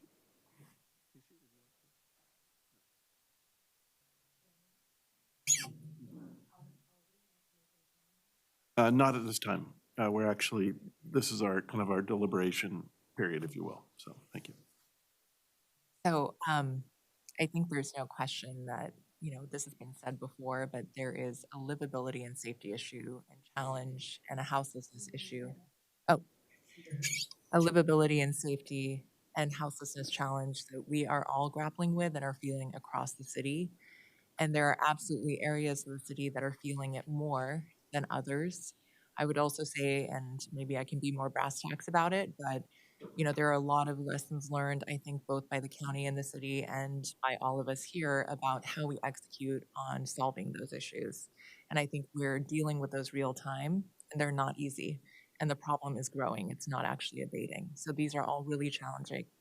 And it's challenging to identify who's going to be impacted the most by it. And I guess for me, it's not a question of whether we get rid of the shelter altogether or relocate it and shift the problem elsewhere. It's about how do we fix the issues that we're facing around the shelter so that whatever neighborhood it's in is not going to be impacted by that level of safety and livability issue. So I know that it was brought up earlier. The city is overseeing the Clinton Triangle site. From what I've heard and from what I understand, the neighborhood has received it better than many other shelter locations. There's, I think, a lot of lessons learned there. I know, Sky, that you've gone into some detail about what will be different here. So what I would love to hear from you about is specifically what is going to be done that's different. I know at other shelter locations, the Good Neighbor Agreement has been, according to the neighborhood, not enforced. So how is it going to be enforced here? Who's going to be accountable for enforcing it? And ensuring that there is monitoring of the adjacent areas and not just of the shelter location itself. I have some concern with it just being a response mechanism. I think there needs to be active monitoring. It is not always, overt criminal activity that causes livability or perceived safety issues. It can be things that are not necessarily a crime, but I think that we can all acknowledge that there is an impact to the neighborhood, and I think it's what we can do to be proactive to try to address that. You're absolutely right, Commissioner, and thank you. Our vision, and again, we have evolved quite a bit over time. And remember, the city doesn't have a Department of Homeless Services. It's the county. It's the mayor's staff that's running this because we're in emergency mode. So we've learned a lot as well.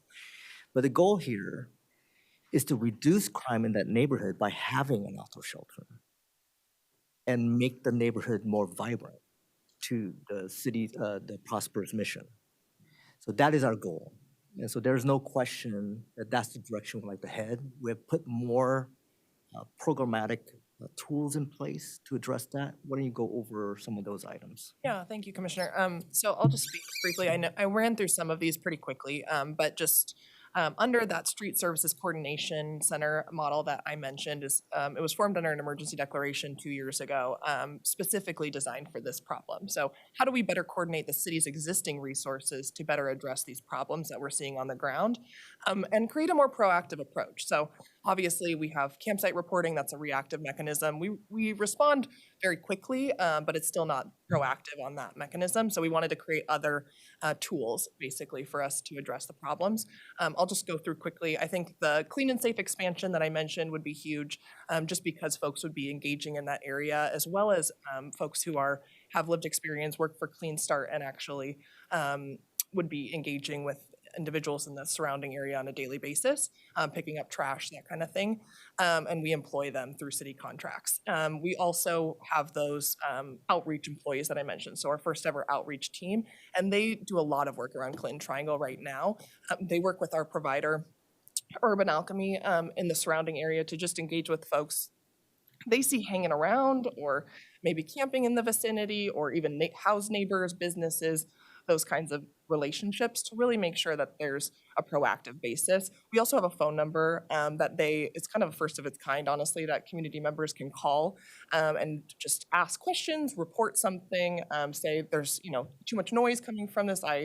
We had one person say, I sleep during the day because I work nights. Can you please make sure this music near this corner of the site is turned down? We turned it down and worked with the resident on site. So stuff like that, just those things that are maybe nuisances to the surrounding area, and just making sure we're being proactive and reactive. So I think the part that Bobby mentioned that's really important is we've learned a lot, and we've also built teams specifically for this. So we're hiring at a crazy rate just out of our office to make sure that we have personnel who are specifically engaged in that community.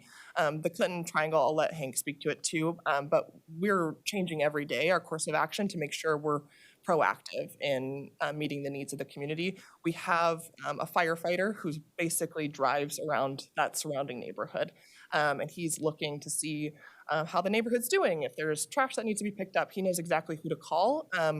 Hank actually had his truck out there one time to pick up a large trash area. So we're trying to do everything we can, even if it's with our own personal resources, to clean up the surrounding areas of that site and just make sure that it's safe and livable for everybody, the guests who are at that shelter site and the guests in the surrounding community. So, but it's a constant engagement mechanism. So we have dashboards, we have a lot of data, we have a reporting tool that's honestly renowned throughout the country, but that's still a reactive mechanism. So we wanted to add those proactive pieces to that system as well. Yeah, and I think I won't speak for the neighbors of the Clinton Triangle site. I would let them speak for themselves as to the success, but I do feel that our organization is transparent and forthright, and so we meet virtually every 2 weeks, and in the subsequent 2 weeks in person, so twice a month. We have built new data mechanisms to address the community impact metrics that they helped identify.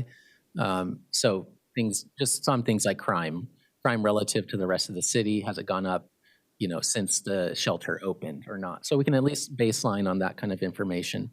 A lot of reports of, there's a new unsanctioned campsite within the 1,000-foot border.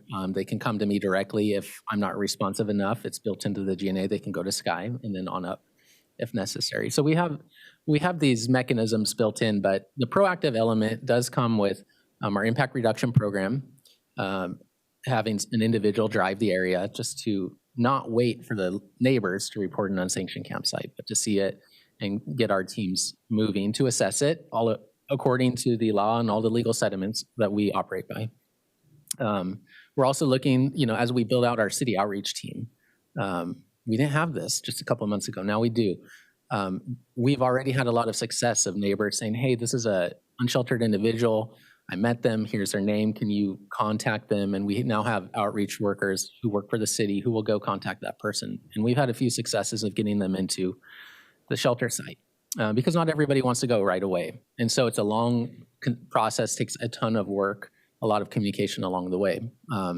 We want to build a responsive element for the wider community to get an outreach worker in touch with somebody they might see or know. So not quite PSR and crisis response, but more of this individual seems ready for help. Can you reach out to them? So these are kind of the responsive and proactive elements that we're looking to build.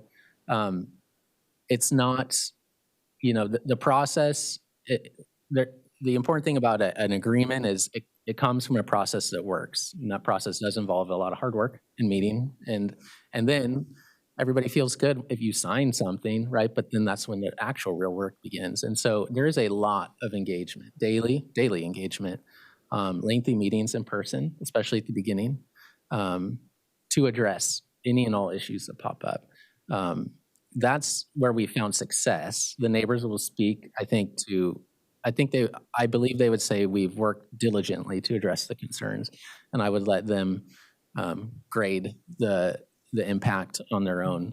But it is something that is truly nonstop for us in the mayor's office, because if these sites don't work, we don't have other easy, great ideas to address this crisis that over 50% of Portlanders are telling us to to focus on. Thank you. Commissioner Myers? Yeah, thank you. You've answered quite a few of my questions. I did have one on December 6th. You mentioned that you met with DEQ. What was the outcome of that meeting? Yeah, I can, I was in attendance. I will let Dan Halfley of DEQ speak to specifics, and I think that it was also posted on their website as well. So I'll give my understanding kind of what he spoke to. He laid out the history of the site and the level of contamination on the site and which contaminants they were, the fact that it had a temporary cap for the last 5 years, and basically we've asked if it's still safe to have an additional 5-year cap, basically that temporary cap extended, and whether that would be safe for human habitation, so for the site itself. So my understanding from his remarks was that it would still be safe under DEQ's regulations for that specific site. BES also has its own regulations, and so we go through the city as well. So we're adhering to whatever DEQ and BES is telling us, but DEQ is still going through that process of evaluation, and I believe they'll have something in January, he mentioned. So they still are in the period of public comment, and then in late January, I think we should know what they want us to do in order to mitigate or whether it's not safe. I also had a few more here. So you touched on what measures Portland's going to take to ensure adjacent camping. What about open drug use, assaults that were also addressed here? What are some of the mitigations that Portland's looking at to take action on to actually resolve those situations and make sure that we don't have, I mean, I have down here as well, decreased response times. Well, let's make it so there don't have to be response times. How are we gonna ensure the people that are living there that this isn't gonna happen again? Yeah, that's a great, go ahead, yeah. One of the learning lesson is in many ways we're good as a service providers that we have. One of the things that the mayor's office did that's kind of unusual is to look at other service providers in other urban environment who have proven to approach this issue in a more holistic way and a more proactive manner, especially with the neighborhood. And so a group of us, Sky leading the process, found service providers that have that unique engagement discipline already in place. One of the group is called Urban Alchemy. And this group, when we visited this group in LA, we actually toured the neighborhood around their outdoor sanction sites, and there were no tents. Crime rate actually went down significantly, and the neighborhood and the business community came out in full support of their site because it was providing direct solution. So we brought into our ecosystem folks who know how to do this work. And so we hope that the new approach to this challenge, by having additional experts in the mix of our ecosystem of providers, will help sort of spread new ways in which we deliver these very unique and tough services. Homeless issue has evolved significantly. I've dealt with urban homeless issue for over 20 years. The difference now is that it's not like the old issues of homelessness is family and children. Because of access to drugs, behavior has evolved in a very aggressive, we have very aggressive behaviors in this population. So traditional service providers that are not used to that type of activity will not be able to handle it. But we have to evolve our strategies in how we engage with this population that's different than 10 or 20 years ago. Fentanyl and access to those type of drugs is a big part of that. So I think that we have identified some folks who know how to handle these type of situations in today's world. And that's part of the tools that we'll help bring to the table. Go ahead, Scott. Yeah, I'll just say, and to add on to that, I think in terms of public use, City Council passed an ordinance that would come into effect if the state were to pass a ban on public use. And then you might have all seen the governor's Central City Task Force on Monday spoke to that as one of her initiatives for the short session. So we're very excited about that possibility. But in the immediate term, we have our neighborhood response team within the Portland Police Bureau, as well as the bike squad working with the Oregon State Police, who are actually focused on the central city, and this would be part of the area, and we would have them regularly be in that vicinity, and they're issuing tickets basically for fentanyl use, that kind of thing. So I just wanted to speak to a couple of those specifics. They're part of our Street Services Coordination Center program. So we meet with them daily, we coordinate with them daily, and they're part of that system that we've created. I have one last one. You've already touched on what will Portland do to increase public involvement to make sure we're reaching the desired outcomes. Are there steps that we can take, and this might be a question to you, Kimberly, are there steps that we can take in writing the lease that doesn't saddle the neighborhood with another 4 years if the changes don't happen this time?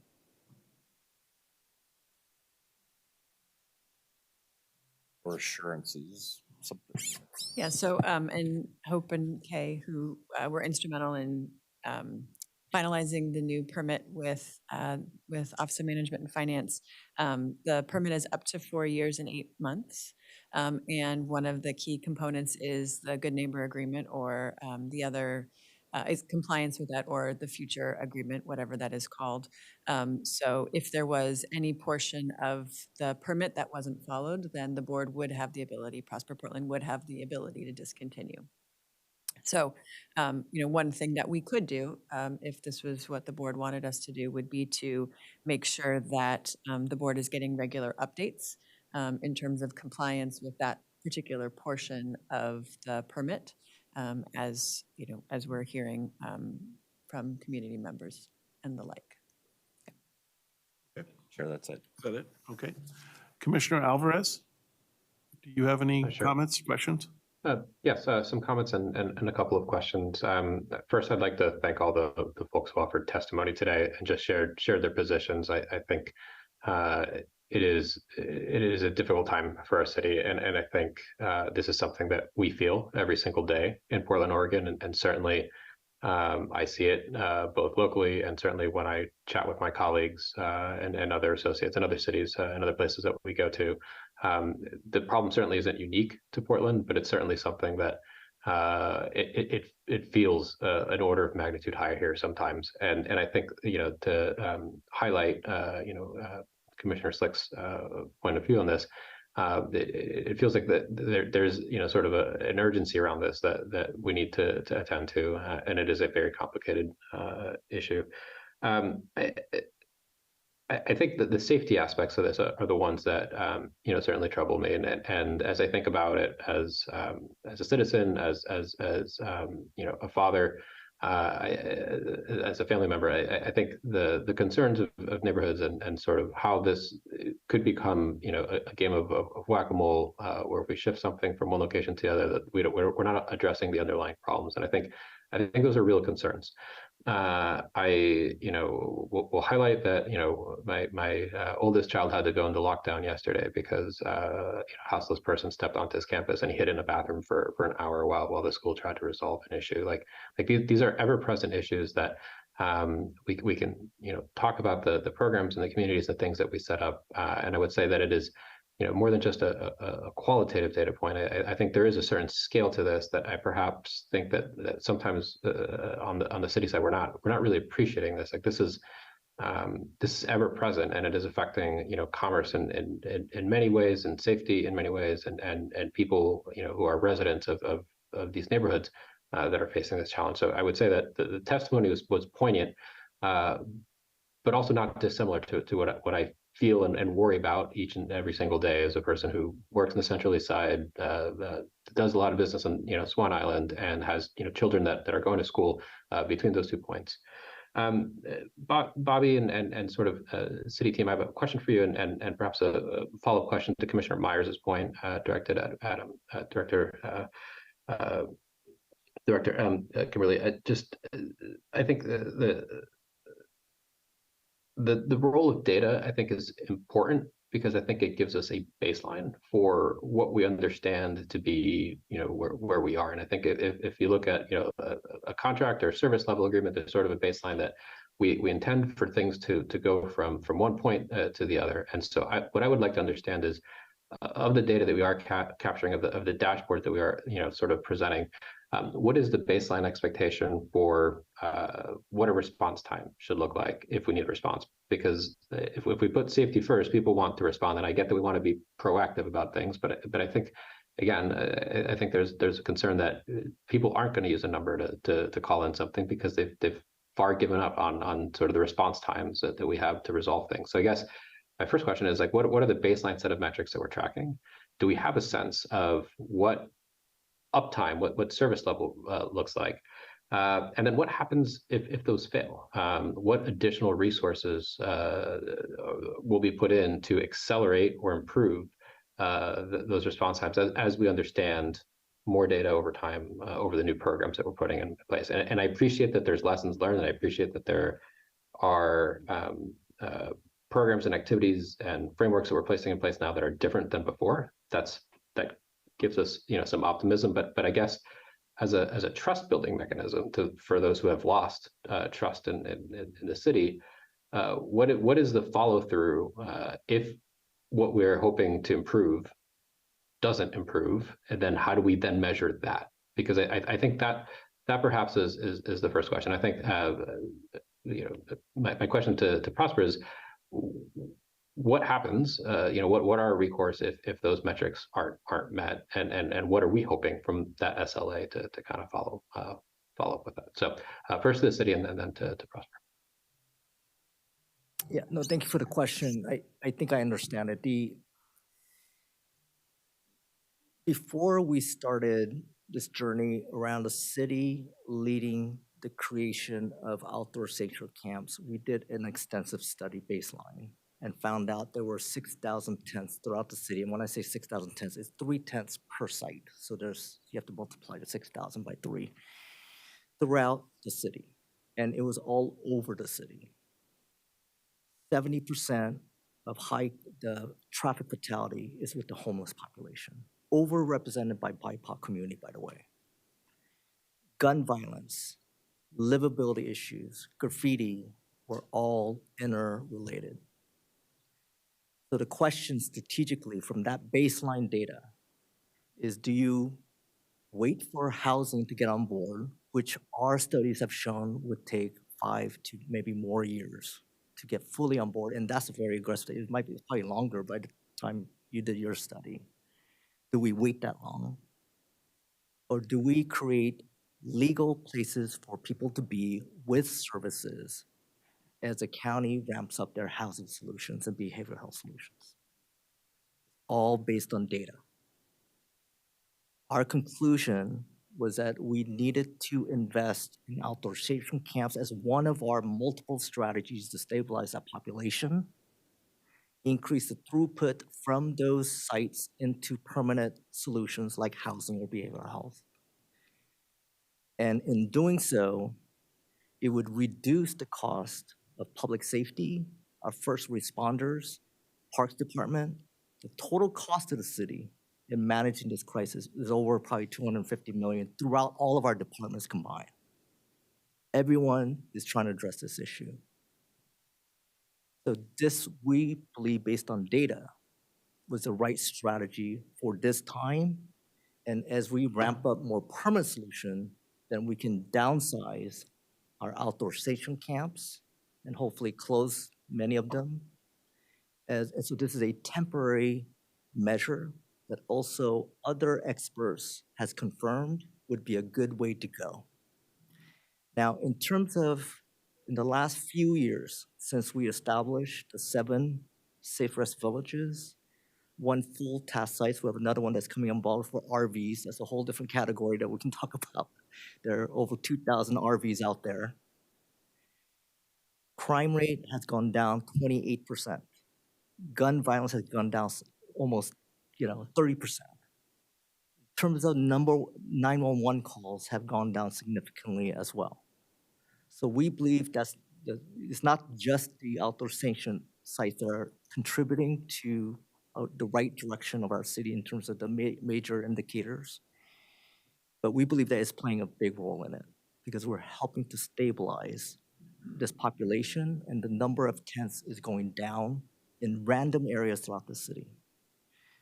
So with that, is there any other data points? I think the phone call directly into the service provider, that kind of, could you expand more on those things? Yeah, so Commissioner, I think, so you mentioned response time. So I think there's response times to different individuals and there's response times for different things. So I'll just say quickly, I think the phone line we mentioned that Bobby was alluding to is one way for neighbors to get in touch with the service provider. But there's also response times for police. And so there's different aspects to that. I will just say the partnership between the neighborhood response team sergeant and the folks who are running these different shelters, we found, at least in Southeast Portland at the Clinton Triangle site, is very effective because they can call them directly. They know them by name. They're working together every day. So it's also a really helpful mechanism for communication.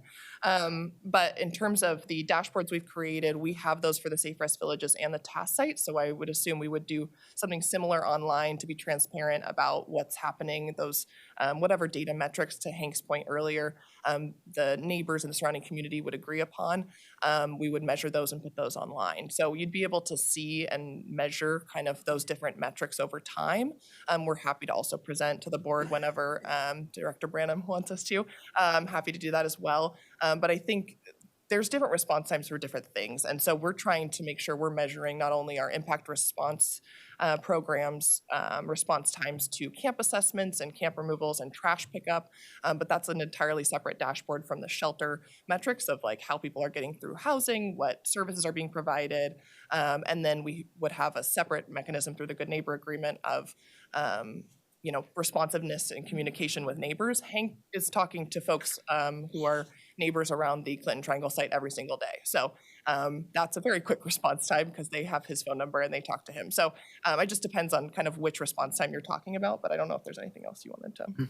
Sure. I mean, we do communicate our response to unsanctioned camps. So in general, it's about 2 days between a report and a assessment team going out. That assessment team does some light cleanup, scores the site, again, according to some legal settlements, policies that are established. Then, if it rises enough, they post it for removal. They have to wait 72 hours by state law. The team returns after 72 hours to do that removal. During that time, there's usually outreach there, offering shelter. The shelter offers and acceptances are posted online on the Impact Reduction Program webpage. It's not as high as you might imagine, so not everybody accepts that offer of shelter. We do find in these sites, staying on top of an area is what leads to kind of a stable environment. We know there are hot spots. Everybody kind of knows the hot spots in their neighborhood that for whatever reason, because it's blocking rain, it's a jurisdictional seam, right? Maybe it belongs to ODOT, not the city, whatever, that become hot spots for unsanctioned camping. And so we try to stay hyper aware of those around these shelter sites because we do want a stable, safe shelter area for it to really work, in addition to helping the neighbors. The special data we track for the neighbors at Clinton Triangle includes it's police data. It's some of the data's out there. It's like police crimes against persons and property, but we track it. We say what happened in 2019 versus today, relative, controlled for what's happening across the city. Do we see any difference? In some measurements, it's only been a couple months, but it's gone up a tad in certain areas and down a bit in others. New data that we're tracking is abandoned auto reports for that area. Tows, so our PBOT team that does tows, we track how many are being conducted in that arena. We also want to track real estate prices. You know, there's a lot that goes into it. We all do. But luckily, we have a realtor on that community advisory group who's going to help. New business starts in the area. These are the things the community cared about that we want to track. And so some of the data is new.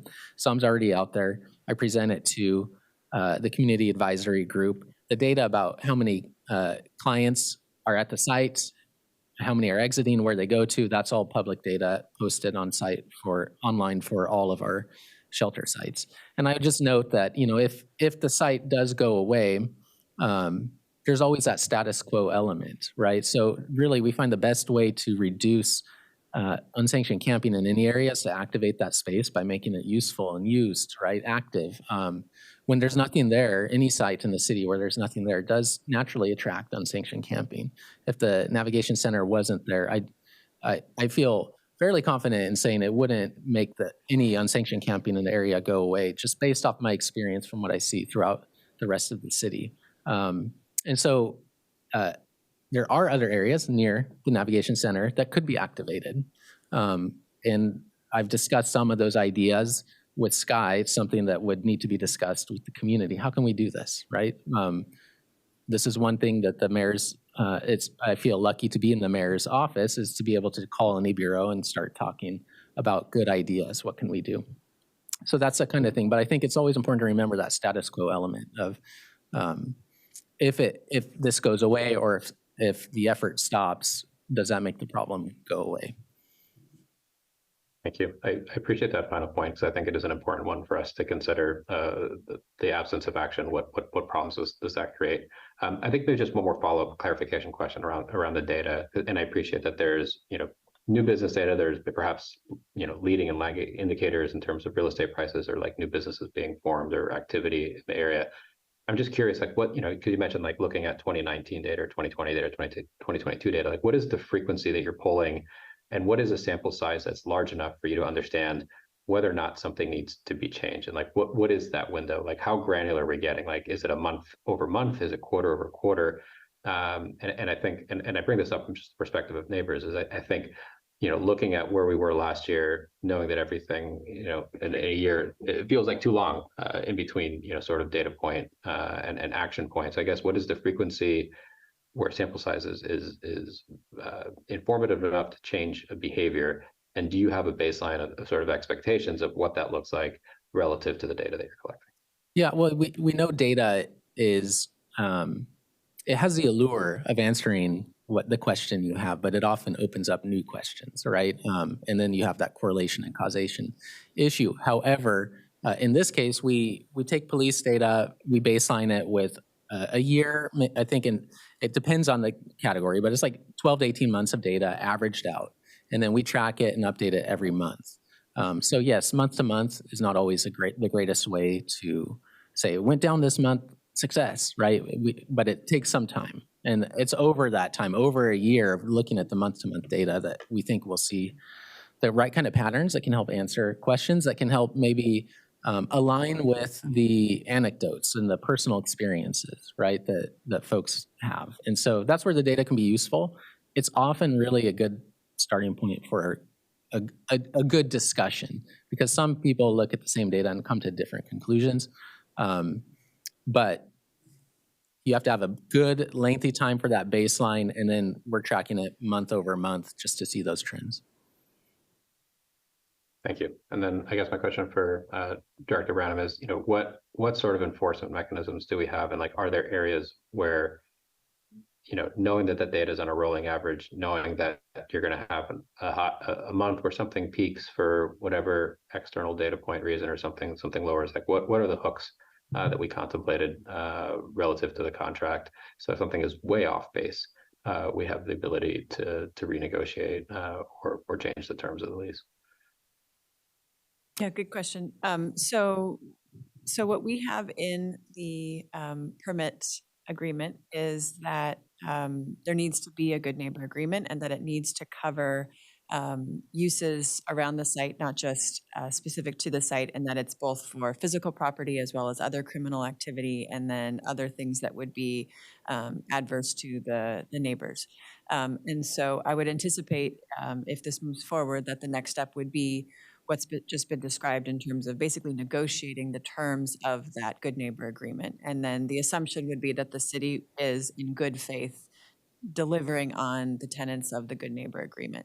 And if we were seeing, just like with any other contract, if we saw a pattern of non-responsiveness and not addressing concerns that were being raised, and not improving, then that would be something that we would bring to the board, potentially with a recommendation either to renegotiate the terms or to discontinue the permit.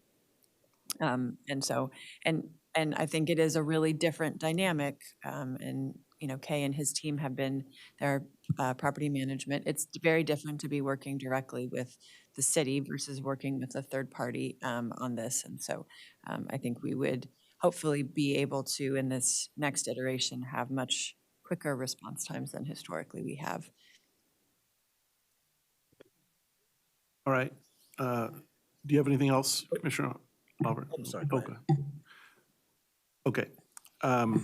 All right. Well, those are great questions and comments. I think most of the comments and questions that I would have already been raised by my colleagues who are tremendous. So I do have a couple of very discrete questions, though. One is with respect to increased police. Do we have any kind of a firm commitment from the police department to spend more time in this area around the site? So that would be part of our kind of discussions with the neighborhood. I will say we do control that Street Services Coordination Center, which coordinates with police. So we can encourage more patrols in that area. I can't create more police officers. We have more coming online, thankfully, in the next few months. However, that neighborhood response team operates in each precinct, and they're specifically focused on livability, homelessness, property crime kind of issues. So we work with them directly, and it's not more police. It would just be, they would be patrolling that area, checking on that area, have direct contact with the provider who's working at that site, and be talking to those folks. I think the Clean and Safe expansion would also help with that because they partner with Clean and Safe directly, and it kind of increases that presence. And so they're able to be proactive. Okay, and the Clean and Safe expansion, is that already lined up? Is that? So we met with the Portland Chamber, Metro Chamber, the Metro Chamber today, and we're working with them right now. They're interested in expansion, so we just have to make that a reality. But everybody wants it to happen, so it's good. Okay, so they're intending to do that. Yes. And then how about, you mentioned outreach workers, the city's hiring outreach workers. Is there any kind of a commitment to additional outreach workers for that area? Yes. Being specifically assigned? Yes. So with our sites, we obviously control this first ever kind of city outreach team. They're specifically focused on the areas surrounding these sites that we're managing. So they will go throughout the city, but they really have a strong emphasis in the surrounding areas around shelters. Okay. And then, so there was, Hank in particular was talking about the GNA, I believe, in the Clinton Triangle situation, correct? Can you just speak very briefly as to the enforcement mechanism there and how that plays out? So say that you're a neighbor or a group of neighbors surrounding the Clinton Triangle facility, you have issues.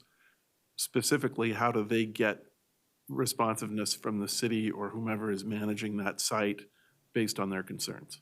So the agreement outlines the escalation process if the standard process is not working, right? And so it identifies me as first point of contact. It has my contact information in the GNA, it's posted online, and Sky is the next point of contact. And then it continues further up. So that's the standard escalation process to go straight to the mayor's office and then up the chain of the mayor's office. Okay. Okay. But then it's dependent on the mayor's office to take whatever action is necessary based on those comments, correct? That's correct. And as Sky's mentioned, overseeing the Street Services Coordination Center, Impact Reduction Program, these are the tools that we generally use to address most of the types of issues that come up. Okay, okay. Chair, just to clarify, so the mayor's office is involved because they can break through the bureaucracy and get the programmatic staff engaged quickly. So it has direct contact and direct command structure to deploy solutions. Underneath Sky and Hank, we have other teams, specialists, that are under the command structure to be deployed whenever we get the phone calls and complaints from the community. So that's how it's organized through the emergency declaration. So it's similar to like a disaster event, an earthquake. So that's how it's structured so that we can be more responsive instead of having the community call a random number with a recording. The Mayor will respond directly to those calls. Okay, okay. Okay, that sounds good. All right, well then, I think I would just say, I think we can have a little bit of this, leftover discussion if we want between the commissioners before we take a vote. My recommendation would be, if we're going to proceed with this, I would want to have some feedback within, say, 6 months as to what the status is. And then I think it would be great to have it come back to the full board, say, within a year. And I'm looking at the permit itself. There's a couple of different means of termination, and if there's a material default, then we can terminate it. We're done. And we can do that at any time with 30 days' notice.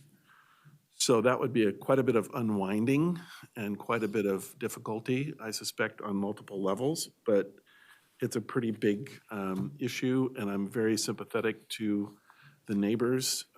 I've been a neighborhood association president. I've been on the other side of GNA agreements that didn't really work out that great. So I'm very sympathetic to all those concerns, which is why I ask about the specific mechanism and how the mayor's office will respond, because I've been in the spot of trying to get people at City Hall to respond to me and have people not respond to me, which is extremely frustrating.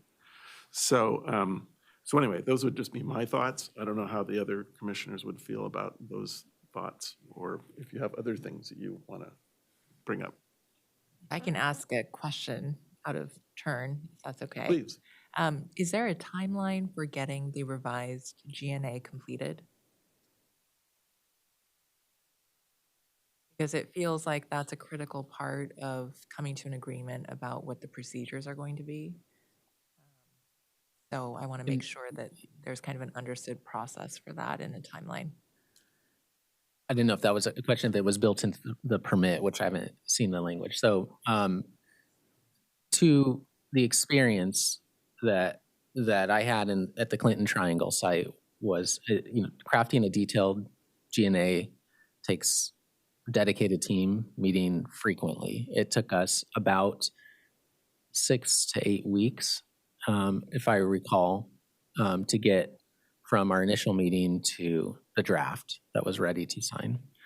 I think we could do that here, but it does take willing individuals who have the time to meet. It doesn't have to be during office hours, right? It can be, but when you have a group of 10 or so folks, there's a lot to balance out. But there's no strict number. Some of that comes down to, first, is the GNA amenable to the community? Various neighborhood associations have lost some trust in the GNA process and prefer not to engage, right? So there's that element that I guess we'd have to balance out. Sometimes just the idea of a good neighbor agreement, the term, is unattractive to some folks. They want to call it something else, and that's okay, right? But there's a little bit of the initial discussion to kind of understand where the community's at. So it takes various counterparts to jump into that process, and so that I just note that as far as we want to create a good neighbor agreement, we need willing counterparts to engage with to dig into those details. Okay, any other questions, comments, concerns? Okay. Okay, so I'm not going to propose an amendment to the resolution, but would staff be comfortable with the timing that we? Absolutely. Yeah. Okay, okay. All right, all those in favor, well, first of all, would somebody like to make a motion to approve resolutions numbers 7512 and 7513? I'm gonna do it separately. Oh, Yeah. individual? Okay, sorry. I thought I guess the presentation was just both, so. Okay, would someone like to make a motion to approve resolution number 7512? So moved. Second. Second, all right. All those in favor? Aye. Aye. Aye. Okay. And would someone like to make a motion to approve resolution number 7513? I so move. Second. All right, all those in favor? Aye. Aye. Okay, all right. Resolutions pass. I know this is an extremely emotional issue and practical issue for all the folks who came and testified today and testified via video and Zoom as well. So I just want to thank you for coming and for sharing your thoughts with us. We commit to you that we will revisit this and we will do everything we can to see to it that this process works out and that the neighbors are happy where it ends up. That's our commitment to you. So, all right. Any further comments? Okay. All right. Thank you. Thank you, Commissioners. Appreciate your time. Thank you, Kimberly. Okay. All right, next up, we have an information item. We're actually about an hour over time. Do we need to, do we want to take a little break or do we want to just do this item first and then do a break for the executive session? Okay, well, we'll just do a couple minutes, couple-minute break. Okay. Okay, yeah.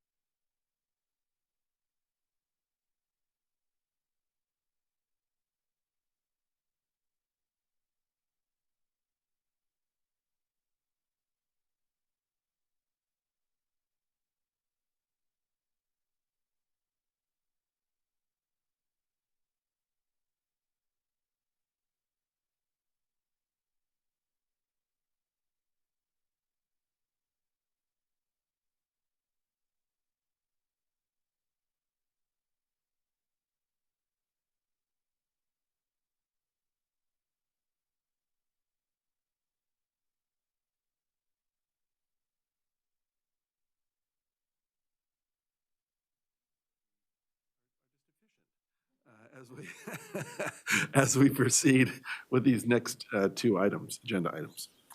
So, I'm sorry, give me one moment.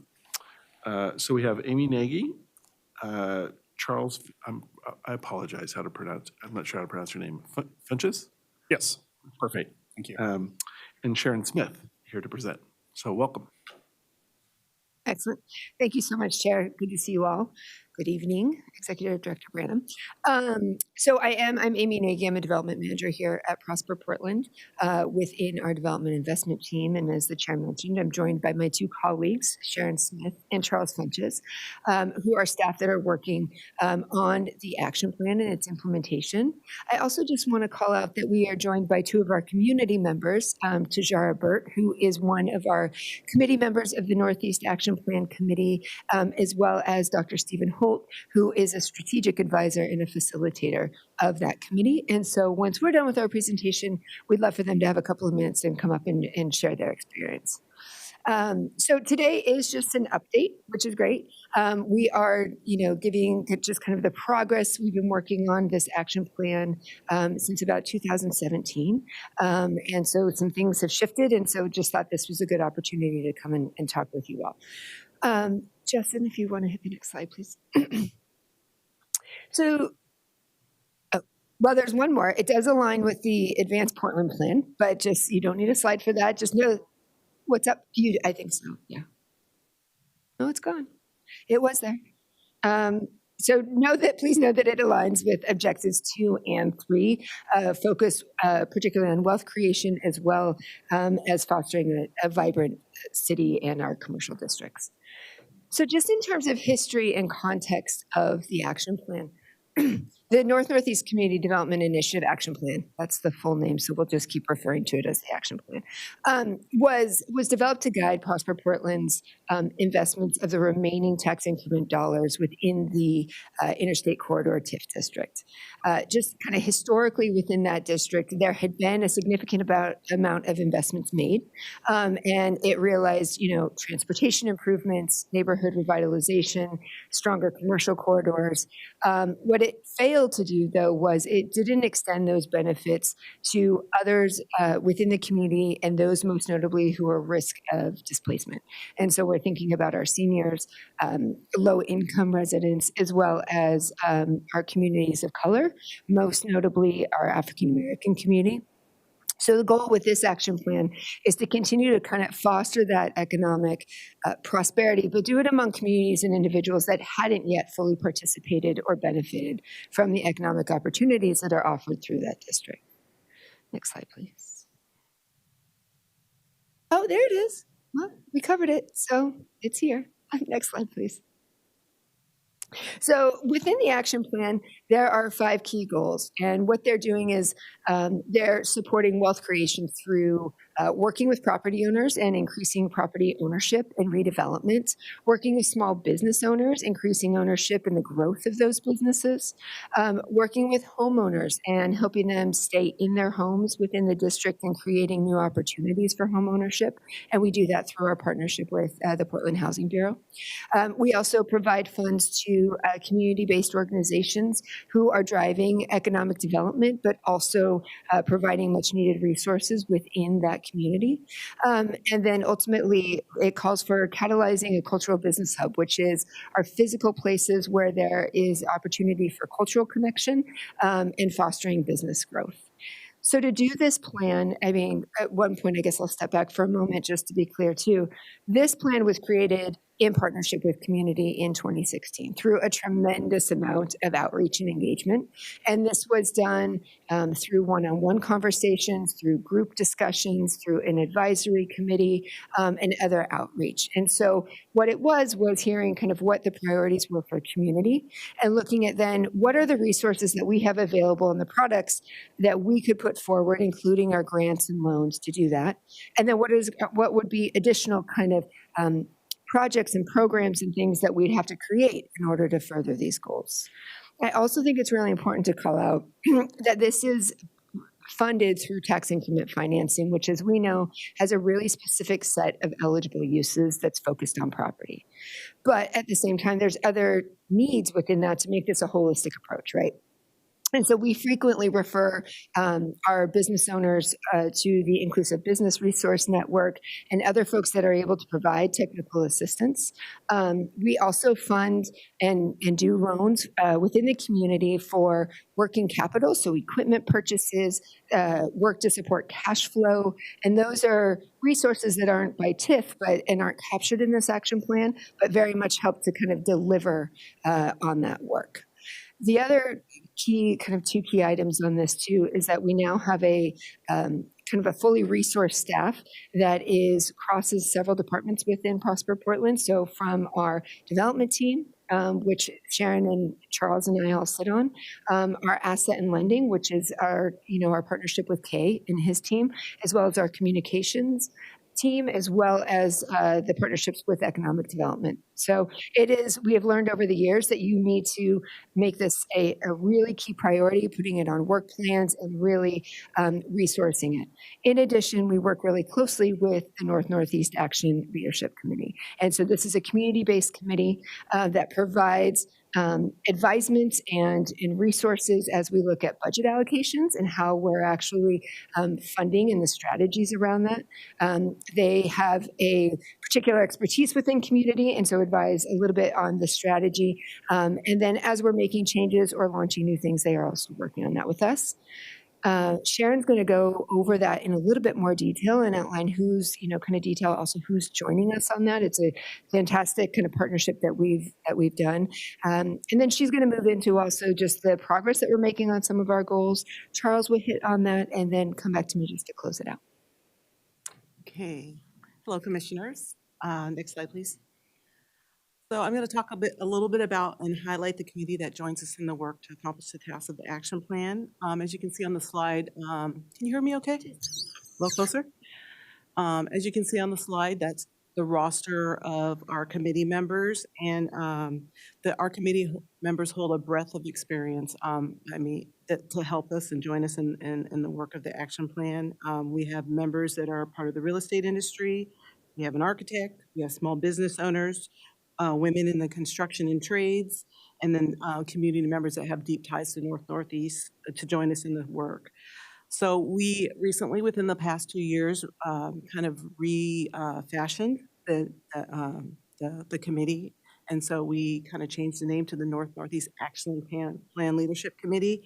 We did an extensive onboarding with these committee members to make sure that they were really aware of the different parts of the action plan and tax increment financing and some of those details, as well as did a lot of onboarding to make sure that they were really a good cohesive group that could work together and kind of meet us and join us in the work to move the goals of the action plan forward. We also worked to create work groups. And so there's members of our committee that were involved in the work groups outside of the regular committee meetings that helped us with the goals that we were needing to move forward, more specifically the Cultural Business Hub, the Affordable Commercial Tenanting Program, and then the revamping of our loan products. Next slide. It's always nice to look at our work and to look at our accomplishments too, and celebrate the things that are doing well. And so we really have appreciated the work that we have done in the last 2 years with the committee to focus our efforts to achieve the goals of the action plan. An example of an accomplishment is the reallocation of the funding that we had within the action plan for the ADU program. That program wasn't feasible, so we worked alongside with the committee to reallocate those funds to the home repair program and the down payment assistance program. We also, like I said, kind of on the previous slide, we established work groups to build out the guidelines for the Affordable Commercial Tenancy Program, which was brought to you guys in the last meeting, which you guys approved. So that's exciting and great work that we're really excited about. That program is going to start in Northeast, and it's going to be implemented in early 2024. We also worked with our committee to develop the parameters for the Cultural Business Hub. And right now, we recently issued an RFEI and are waiting for responses for that, which we're really excited about too, to see the Cultural Business Hub kind of come to fruition. Another key task that we worked on within the work groups are our loan products with a revamp of them to make them work better for our community. So they're going to be launching new loan products, working with Kay Little, our asset and investment manager. Next slide. So now I want to look a little bit about at some of the data and highlight some of the data of the action plan. So this first goal, assist small business growth through grants and loans. So we accomplished this goal with the PIP grants. As you can see on the slide, we exceeded our goal. We awarded 56 grants and our goal was 40.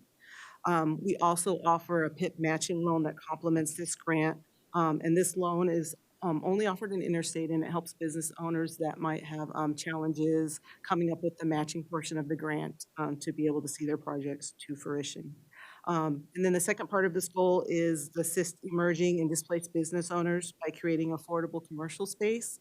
And so, as I noted earlier about the ACT program that you recently approved, so we're excited about that again. So next slide, please. So it's always good to take the data and then also look at the actual people within the community that our funds are impacting. So we wanted to give you some examples of some business owners that have utilized our grants and loans. So this first example is Latina's Style of Elegance, which is a clothing boutique on Alberta Street. And she used a PIP grant, and she used a matching loan, and then she also used a working capital loan. So she utilizes several products to see her dream come to fruition. Next slide, please.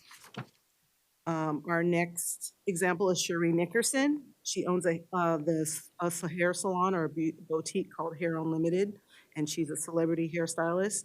She used the PIP grant and the matching loan to build out her store, to upgrade flooring, the electrical, and signage for her business. Next slide.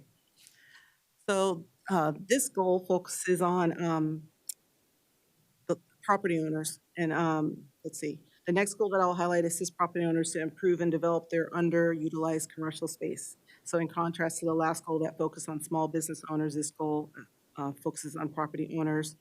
As you can see on the slide, we had a goal of 52 small scale grants with a goal of 30. So we accomplished 52, we had a goal of 30, sorry. Then we had, for the large scale property improvement grants, we had a goal of 10 and we accomplished 13. In regards to the loans, we've made some progress with the loans, but we would like to see an increase in the usage. And so we anticipate with some of the work that happened within our leadership committee and with the loan group that the new adjustments will see more traction within the loans in 2024. Next slide. Another example of a business that utilized the PIP grant is Alberta Alley. Alberta Alley is on Alberta Street, and it's a local developer that created this quad of 4 restaurants. There's 4 BIPOC-owned restaurant owners in this development, and they use the PIP grant as well for their capital stack to build out the space. Okay, so this next grant that we offer is called the Community Livability Grant. It's the grant that we offer for nonprofits, for community-based organizations to support their growth and development that promote healthy, complete, and resilient neighborhoods. This grant is different because than the PIP grant because there's a community evaluation committee that is involved in the process of selecting the folks that receive the grant. And some of the members on the Action Plan Leadership Committee are involved in that process in interstate. It's a very popular grant. As you can see on the slide, we awarded 33 grants and we exceeded the goal of 20 grants. And then just we're hoping in the future, because this is a popular grant, that we can increase the budget funding for this program as well. So an example of a project for the Community Livability Grant is the Vanport Placemaking Project. This is, this is an example of a project funded by the CLG, which established a permanent marker to highlight the historical and cultural significance of Vanport. This sign is located on North Broadmoor and North Victory Boulevard. Pass it on to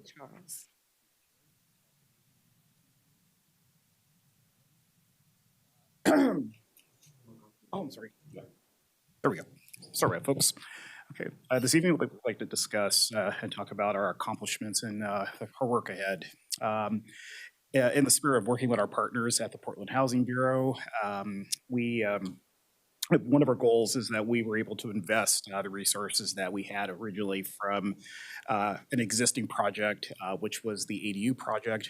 We were able to reallocate those funds towards increasing down payment assistance as well as our home repair program.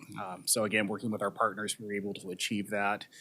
That's also helping us with the home repair program. I do apologize, and each recipient that was qualified through the program, they were able to receive targeted dollar amounts in order to help with specific projects regarding their home, and also for down payment assistance loans as well. Sorry, next slide, please. To give you some examples here, I know this evening was a little interesting, but we do have some highlights here to show exactly how our development and investment products work. For an example, our home repair program, working with our partners at Portland Housing Bureau. Again, a success story here is Miss, looks like Miranda Monroe. Her case was interesting. She inherited a home in northeast Portland from a relative that passed away. The home had lead paint, and with the with the home repair program, she was able to get the lead remediated. So that was a direct investment in order to, one, clean the house from, remediate the lead from the property, but also put the first-time home buyer in a position where she'll have generational wealth creation, and she's able to pass on an asset. So very exciting about that, and that's just one of many examples, as you can see. Definitely, she's happy, she's excited, but it was a pretty extensive process, and I'm sure her family for generations to come will be very pleased, and they'll definitely benefit long-term from this. Next slide, please. Okay, and as we all know, the challenging housing market. What we have here is Portland Housing Bureau's Down Payment Assistance Program, or like we like to use in government speak, DPAL acronyms, of course. It's Down Payment Loan Assistance, or Down Payment, thank you, Down Payment Loan Assistance Loan. I do apologize. I can tell you here, our Farah, she was one of many folks over the last several years that has benefited greatly from down payment assistance loans. One of the allocations that we were able to utilize is we were able to increase the down payment assistance amount from $100,000 to $125,000 in order to meet the challenges of the market. Again, these are low to moderate income households here in the Portland area. These are folks who have been historically disinvested, so to speak. And, again, these are first-time home buyers. And so with the resources being allocated to them, they were able to make their first purchases utilizing conventional loan products, getting comprehensive first-time home buyer education and counseling assistance with our community partners. And with all of us working together with our community partners, the first-time home buyers, again, we're creating home buyers every single year. And so this has been a very exciting year, not only for Prosper, for our partner, Portland Housing Bureau, but also for the first-time home buyers as well. Next slide, please. Okay, our last goal here for this is that we have, I do apologize, the catalyzation of the cultural business hub. This has been something that's been long overdue. We collectively with our teams have worked internally to put all of the components together with the help and assistance and guidance and support of our community partners, as well as our advisory community boards. And we worked hard. We put together a lot of case studies. We shared our findings with our partners and with our community advisory groups. And we were able to officially launch, as was indicated this evening. We launched the RFEI, the Request for Funding Expressive Interest, RFEI.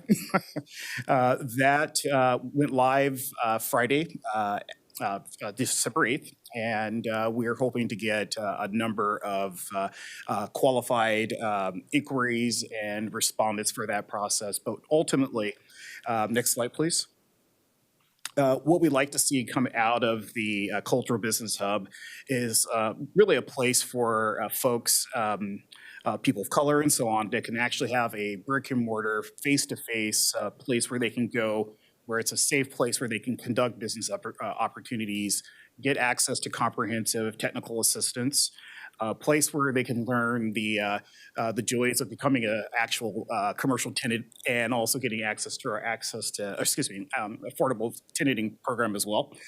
So it's a place, again, where they can also get access to culturally specific goods and services, and also just meaningful interaction with other entrepreneurs who are also in the same position as them as well. People like to feel comfortable. People like to have places where they can actually go and coalesce and really fellowship, so to speak. And I think that's something that's very meaningful for a lot of folks in the community. And so we've listened to what the community has asked for. The program is going to encompass 2 loans for acquisition, and also there will be a grant component as well for rehab. So if there is a space that they find, they'll be able to coalesce as a group to put those resources to work in order to really get the Cultural Business Hub up and running. And of course, Prosper Portland will be there to support them 100% as far as support, resources, and so on once the Cultural Business Hub is up and running and operational. At this point, I would say I feel that we've met the needs of the action plan, and again, it was very, very helpful and instrumental with having the support of the community. We would have not gotten this off the ground if we didn't get the support and hands-on work with the community members and also our internal staff. So what I'd like to do next is pass on to the next slide to my manager, Amy. So thank you. Thanks, Charles. So just last couple slides here. As we talked about in the beginning of the presentation, one of the goals of this action plan is getting the resources to people that had not yet received some of the benefits. So what you're looking at here is a series of pie charts that outline the demographics across 3 of the goals. So around our working with the property owners and promoting the property ownership and redevelopment, working with our small business owners and supporting ownership and growth, and then the investment into home ownership and existing homeowners in partnership with Portland Housing Bureau. As you can see below each of those, we have identified as recipients of those dollars and the dollar amounts by racial or ethnic group and how people identify. And so I think what's really important, though, too, the numbers are really helpful and they give an indicator that we're going in the right direction. I'd also offer the group that is focused on this in terms of, in particular with our staff, brings a real variety of kind of expertise and experience to this. And so you've heard from Sharon and Charles, both of which you have marketing experience, program management and grant management, as well as business advising. Other members of our team, Anya Lise, who you saw in October, was a former small business owner, so knows what it takes to set up a retail shop and what all of that takes. Lending, project management, all of that really informs the approach. I would also say just sort of the kind of renewed energy that we have in pushing forward with this plan and working with community in order to get the dollars invested has been paramount. So I'm really proud of that. I think if you can just go to the next slide, please. A couple of upcoming things for us in 2024 around budget and investment. As Sharon had highlighted, our grant programs are really popular and there's still a high need for them. And so we're going to be working with our committee to look at, are there kind of reallocations we could do across the goal areas in the action plan to add more funds to that, see if we could get kind of continue to hit the community priorities and increase that impact. This district did reach maximum indebtedness, which means there were increased TIF dollars that were shared between Prosper Portland and the Portland Housing Bureau. And so the commitment was to invest those dollars in alignment with the goals of the action plan. And so there's going to be a discussion about how we're doing that. The Williams and Russell project is one that we have been working on for years in partnership with the Mayor's Office, Commissioner Rubio, Portland Housing Bureau, Legacy Hospital, as well as community members to develop the former Legacy site known as Williams and Russell. That's going to be a mixed-use site that will consist of affordable rental apartments. It will have home ownership opportunities as well as a commercial building, also right now being looked at as a business hub that would support business entrepreneurship. And so we'll be coming back to you probably in spring with an investment proposal for that.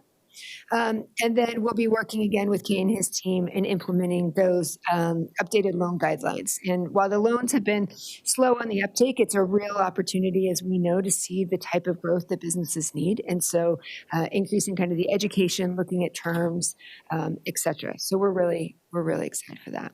And then I'll just close out with a quote, actually, on our next slide. This is from a business owner and a PIP grant recipient.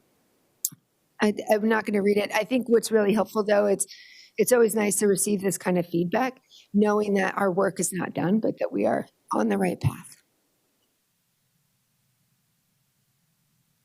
So with that, I think we could have our two community members come up.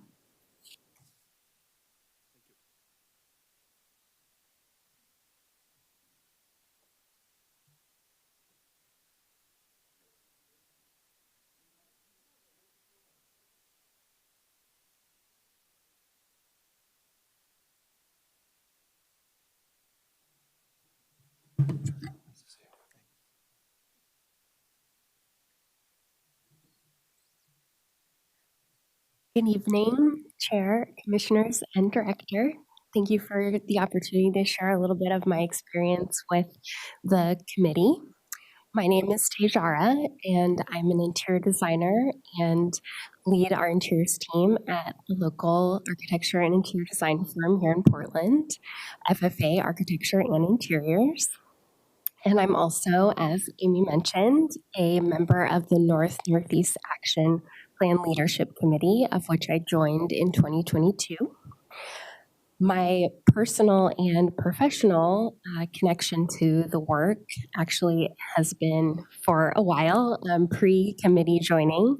I grew up in Northeast Portland and went to Grant High School.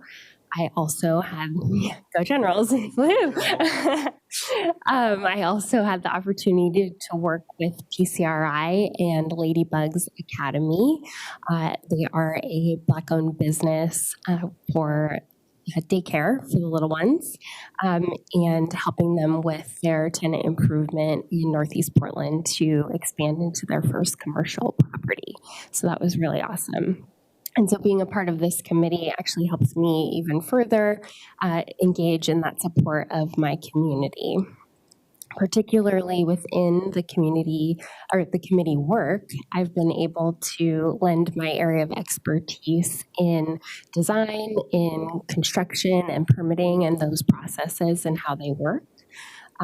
Especially with the Community Livability Grant Program, being able to help review those applications and look at the opportunities for best practices and help with that review and allocation of the funds for those projects.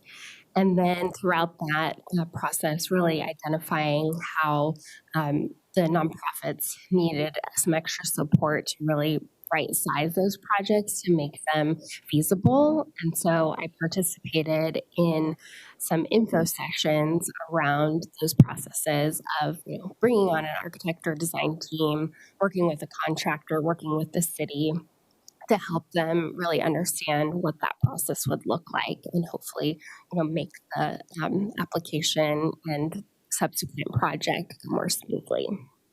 And then I've also participated in the Cultural Business Hub and Affordable Commercial Tenanting Program work sessions to help further those along, which has been a great experience as well. And the participation within this committee has also led me to be invited to join the Advanced Portland Advisory Committee, which began work this fall. And I'm really excited to continue diving into that work as well. So just overall, it's been a really wonderful experience being involved in this committee and working with the Prosper Portland team, and being a part of the committee has really been rewarding in engaging with my community even more. Thank you. Awesome. Hello, how are you this evening? Doing well? Welcome. Yeah. Good to see everybody. Good to see everyone. I'm Dr. Holt. I'm the principal of Tri-Excellence, a management consulting firm here in the city that centers human dignity. I also chair the Housing Oversight Committee for the Northeast Neighborhood Strategies work. And in that capacity, I've done some work in alignment with the Action Plan Leadership Committee as it relates to the down payment assistance loan program and then the ADU program, which did not happen. Have been involved in trying to help strategically align some of the investments that are happening in our city. And so I want to talk a little bit, since I've been kind of the strategic advisor and consultant and facilitator since the inception of the group, the initial group that was brought together, as well as the transition group that is currently in place. Couple of things to highlight. It's interesting that I had a chance to listen to some of the concerns that are happening in the Pearl and that are happening in Old Town. Our city is in flux. We know that. It's in an interesting place of change and transition. For people who look like me, it has been that for a long time. It isn't just recent. It isn't just now. If we go back to the 70s and the 80s, we know that there was a neighborhood that was robust of folks who looked like us. There was a whole community of people. There were businesses, 300 Black-owned businesses from Broadway to Killingsworth on William Street alone. They're now less than 5. There was a community of people, 15,000 or more families that lived in North and Northeast Portland, which began to be strategically, intentionally, and just relentlessly dispersed through the 90s into the early 2000s. Businesses lost countless billions of dollars of wealth that could have been invested that have been lost. As we began to talk about and think about what we could do to address some of these issues, that was the birth of this work. That was the birth of a lot of the heartbeat around this. How do we create economic opportunity, specific small business investment, and helping to generate and germinate businesses, business owners, cultivate them. So the effort has been very intentional to address some of the things that were just being talked about earlier. Unfortunately, because of the momentum being what it was, it's hard to turn the tide. It's hard to stem a tide once it gets rolling at the extent or at the extent of what it is. This work of the Action Plan Leadership Committee with this particular group and persons like Tejara bring an expertise and understanding, a commitment to the city, as well as deep roots to help to, as much as possible, take advantage of the moment and create long-standing hopefully generational opportunities that will establish not only business owners, but help bring people back into the neighborhood, affordable rental properties, and home ownership.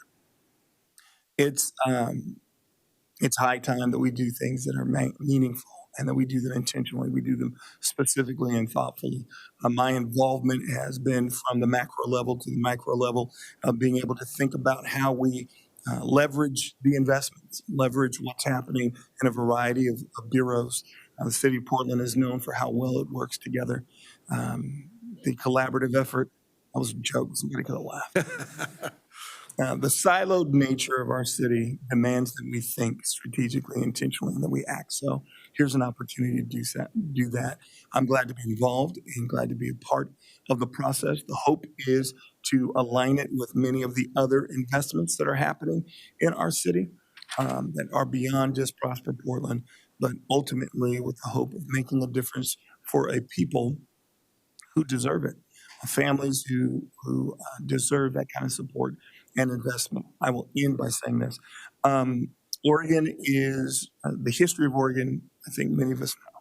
The history of our city, many of us know. When it comes to doing something different, it takes specific, committed, unapologetic investment to do that. We have an opportunity to do some of that with this group. And so that's why I'm excited about being a part of it and glad to talk about it with anyone who asks. So. Great. Well, thank you so much for coming tonight. We really appreciate it a lot. And it's exciting to see the things that are happening over there. You know, it's really terrific. Do the commissioners have any comments or anybody want to say anything? I just want to second all of the great work that's happening, and the presentation that was put together is really great to see in numbers some of the things that are being accomplished, and also the not numbers, more anecdotal and intangible value that's being created as well. So thank you. Echo the same thing. Thank you. Great. Thank you for joining us tonight, and thank you for the report and showing us the achievements that are being made that are exceeding our goals. So, thank you. Thanks to staff for your good work, and thanks especially to Dr. Holt and to Shara for volunteering and putting your personal time and energy into it. We really appreciate that a lot. So, thank you. Thank you. Chair Cruz, could I just add a please. appreciation? So I actually was there with Dr. Holt in 2016 when the plan was started. And there've been a lot of ups and downs, but I just want to appreciate you particularly for your stalwart leadership and your wisdom throughout the entire time. So thank you very much. I also want to appreciate you, Tashara, and all of the members of the leadership committee. We really appreciate the fact that you are volunteering your time. It matters a lot. And I know, because I hear directly from all of my colleagues, that but for what you offer, and this just doesn't happen. And finally, I want to appreciate the entire Prosper team, particularly this team, but everybody who's worked on it. But this team is amazing, and they bring their heart and their head to this work. They care about the work, they're expert in this, and so it's been really impactful, and I'm really proud of where we are. So thank you all. We really appreciate it. Thank you.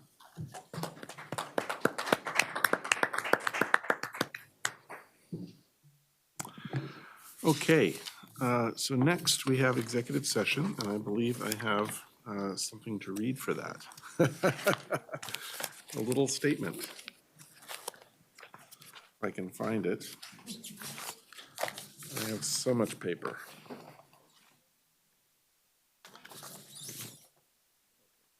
Got it. Okay, thank you. All right, there being no further items on the regular agenda, the Prosper Portland Board of Commissioners meeting is now adjourned, and we will reconvene in executive session. Okay, so I will read the executive session notice.